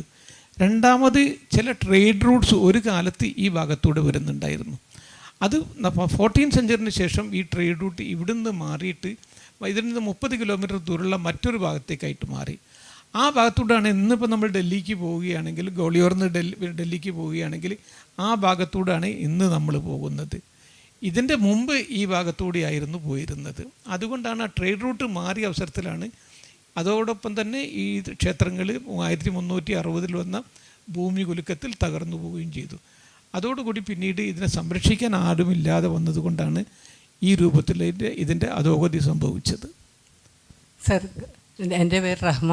വളരെ നല്ല ക്ലാസ്സായിരുന്നു. കാര്യങ്ങൾ ശരിക്കും നമുക്ക് മനസ്സിലാക്കാൻ പറ്റി. എനിക്ക് ഇതിൽ ഒരു എൻ്റെ സബ്ജക്റ്റ് ഫിസിക്സാണ്. എനിക്കൊരു ഡൗട്ട് വന്നത്, സാറ് പറഞ്ഞൊരു കൊള്ളക്കാരുണ്ടായിരുന്നു മാൻസിങ് എന്ന് പറഞ്ഞ ചമ്പൽക്കാടുകളിലുള്ള. അദ്ദേഹം 185 ആളുകളെ കൊന്നു എന്ന് പറഞ്ഞു. പക്ഷെ അദ്ദേഹത്തിൻ്റെ പേരിലൊരു ക്ഷേത്രം 175 പക്ഷെ അദ്ദേഹത്തിൻ്റെ പേര് ക്ഷേത്രം ഉണ്ടായി എന്ന് പറഞ്ഞു. അതിൻ്റെ ലോജിക്ക് എനിക്ക് മനസ്സിലായില്ല. സാധാരണ നമ്മൾ പൊതുവെ നമ്മൾ പേടിക്കുന്ന, ഏറ്റവും അധികം പേടിക്കുന്ന ആളോടായിരിക്കും നമുക്ക് ആരാധന ഉണ്ടാവുക. ആ ലോജിക്ക് മാത്രമേ അതുള്ളൂ. പിന്നെ രണ്ടാമത് വേറൊരു കാരണം കൂടിയുണ്ട്. ഞങ്ങൾ ചോദിച്ചുകൊണ്ട് പറയുകയാണ്, ഇദ്ദേഹം എന്താ കൊള്ളയടിക്കുന്നത് മുഴുവനും പണക്കാരെയായിരുന്നു. പണക്കാരെ കൊള്ളയടിച്ചതിന് ശേഷം ഇദ്ദേഹം സാധുക്കളുടെ കല്യാണങ്ങൾ, പെൺകുട്ടികളുടെ കല്യാണത്തിന് വേണ്ടി കൈയഴിഞ്ഞ് ഇദ്ദേഹം സംഭാവന ചെയ്യാറുണ്ടായിരുന്നു. അപ്പോൾ അതുകൊണ്ട് ആളുകൾക്ക് അദ്ദേഹത്തോട് വലിയ ബഹുമാനമായിരുന്നു. കാരണം എല്ലാ പെൺകുട്ടികളുടെയും കല്യാണം നടത്തി കൊടുത്തത് ഇദ്ദേഹമായിരുന്നു. അതുകൊണ്ടാണ് പിന്നെ കൊള്ളയടിക്കുന്ന സാധാരണക്കാരെ അദ്ദേഹം കൊള്ളയടിക്കില്ലായിരുന്നു. വെറും പ്രധാനപ്പെട്ട ഏറ്റവും വലിയ പണക്കാരെ നോക്കിക്കൊണ്ട് ഈ പണക്കാർ പണം മുഴുവനും ആവാഹിച്ചെടുത്തിട്ടുള്ളത് സാധാരണക്കാരനിൽ നിന്നാണ് എന്ന് പറഞ്ഞതുകൊണ്ടാണ് അവർക്കെതിരായിട്ടുള്ളായിരുന്നു അദ്ദേഹം ഈ തരത്തിലുള്ള കൊള്ളകൾ നടത്തിയിരുന്നത്. അതുകൊണ്ടാണ് ഇദ്ദേഹം ഇത്ര ജനപ്രിയനായിട്ട് മാറിയിട്ടുള്ളത്. ഇദ്ദേഹത്തിൻ്റെ പ്രസംഗം ഒരിക്കൽ പിന്നെ SR റാവു എന്ന് പറയുന്ന ഒരാളുണ്ട്. അദ്ദേഹമായിരുന്നു ഇദ്ദേഹത്തിൻ്റെ കൊള്ളക്കാരുടെ മുഴുവനും സംഘടിപ്പിച്ചുകൊണ്ട് സറണ്ടർ ചെയ്യാനുള്ള ആദ്യത്തെ മൂവ്മെൻറ്റ് നടത്തിയത്. അപ്പോൾ അദ്ദേഹത്തിൻ്റെ പ്രസംഗം ഒരിക്കൽ ഒളിഞ്ഞ് ഇദ്ദേഹം കേൾക്കുകയുണ്ടായി. അപ്പോൾ അതിൽ അദ്ദേഹം പറയുന്നത്, ഈ കൊള്ളക്കാരനാണോ ഇത്രയധികം ആളുകൾ പേടിക്കുന്ന കൊള്ളക്കാരനാണോ ഇത്ര ബഹുമാന പുരസ്സരം ജനങ്ങളുമായി സംസാരിക്കുന്നത് എന്ന് എനിക്ക് മനസ്സിലാക്കാൻ വളരെ വിഷമം വന്നു എന്ന്. അപ്പം അങ്ങനെയുള്ള കുറേ ആളുകൾ രണ്ട് ഭാഗത്തും ഉണ്ടായിരുന്നു. അവരിലുണ്ടായിരുന്നു, ഇവരിലുണ്ടായിരുന്നു. പേര് എന്നെ ഹാജി ഉറവിൽ. അങ്ങയുടെ പ്രൗഢഗംഭീരമായ പ്രസംഗം എല്ലാം ഞാൻ കേട്ടു. എനിക്ക് ചെറിയൊരു സംശയമുണ്ട്. ചമ്പൽ കൊള്ളക്കാരും ക്ഷേത്ര സംരക്ഷണം, ഞാൻ മനസ്സിലാക്കുന്നു ക്ഷേത്രമെന്ന് പറഞ്ഞാൽ ക്ഷതിയിൽ നിന്ന് ത്രാണനം ചെയ്തത് എന്ന് ഞാൻ മനസ്സിലാക്കുന്നു. ക്ഷതിയിൽ നിന്ന് ത്രാണനം ചെയ്തത്, അതാണ് ക്ഷേത്രം. പിന്നെ അതിന് തൊട്ട് സംരക്ഷണം എന്ന് പറയുമ്പോൾ ആ ക്ഷേത്രം എന്നുള്ളത് ആരാധനാലയമൊന്നോ എന്തെങ്കിലും മാറ്റിയാലല്ലേ അത് നന്നാവൂ എന്ന് എനിക്കൊരു അഭിപ്രായമുണ്ട്. ക്ഷേത്രം എന്ന് മനസ്സിലാകുന്നത് ഇതിനൊരു സംരക്ഷണം വേണ്ട, ക്ഷതിയിൽ നിന്ന് ത്രാണനം ചെയ്തതാണ് ക്ഷേത്രം. അപ്പം അതിലൊരു ചെറിയ ഒരു സംശയമുണ്ട് സർ. അതുകൊണ്ട് അങ്ങ് എന്ത് വേണമെങ്കിൽ എനിക്കത്രേ അറിയുള്ളൂ. Thank you for the suggestion. അത് ഓരോരുത്തർക്കും ഓരോ രൂപത്തിൽ നമുക്ക് വ്യാഖ്യാനിക്കാൻ കഴിയുന്നതേ ഉള്ളൂ. Thank you for the suggestion. താങ്കളുടെ സ്ലം സ്കൂളിങ്ങിനെ പറ്റി ആരും പറയാത്തതുകൊണ്ട് ഞാനത് പറയുകയും അതിനെപ്പറ്റി പ്രശംസിക്കുകയും ചെയ്യും. പ്രിയമുള്ളവരെ, ഇന്ന് സെറീന ട്രസ്റ്റ് കോഴിക്കോടിൻ്റെ പ്രഭാഷണ പരമ്പരയിലേക്ക് പത്മശ്രീ ഡോക്ടർ KK മുഹമ്മദ് കടന്നു വന്നത് ഒരു പ്രഭാഷണത്തിനാണെങ്കിലും ഇവിടെ നടന്നത് ഒരു അനുഭവ കഥയുടെ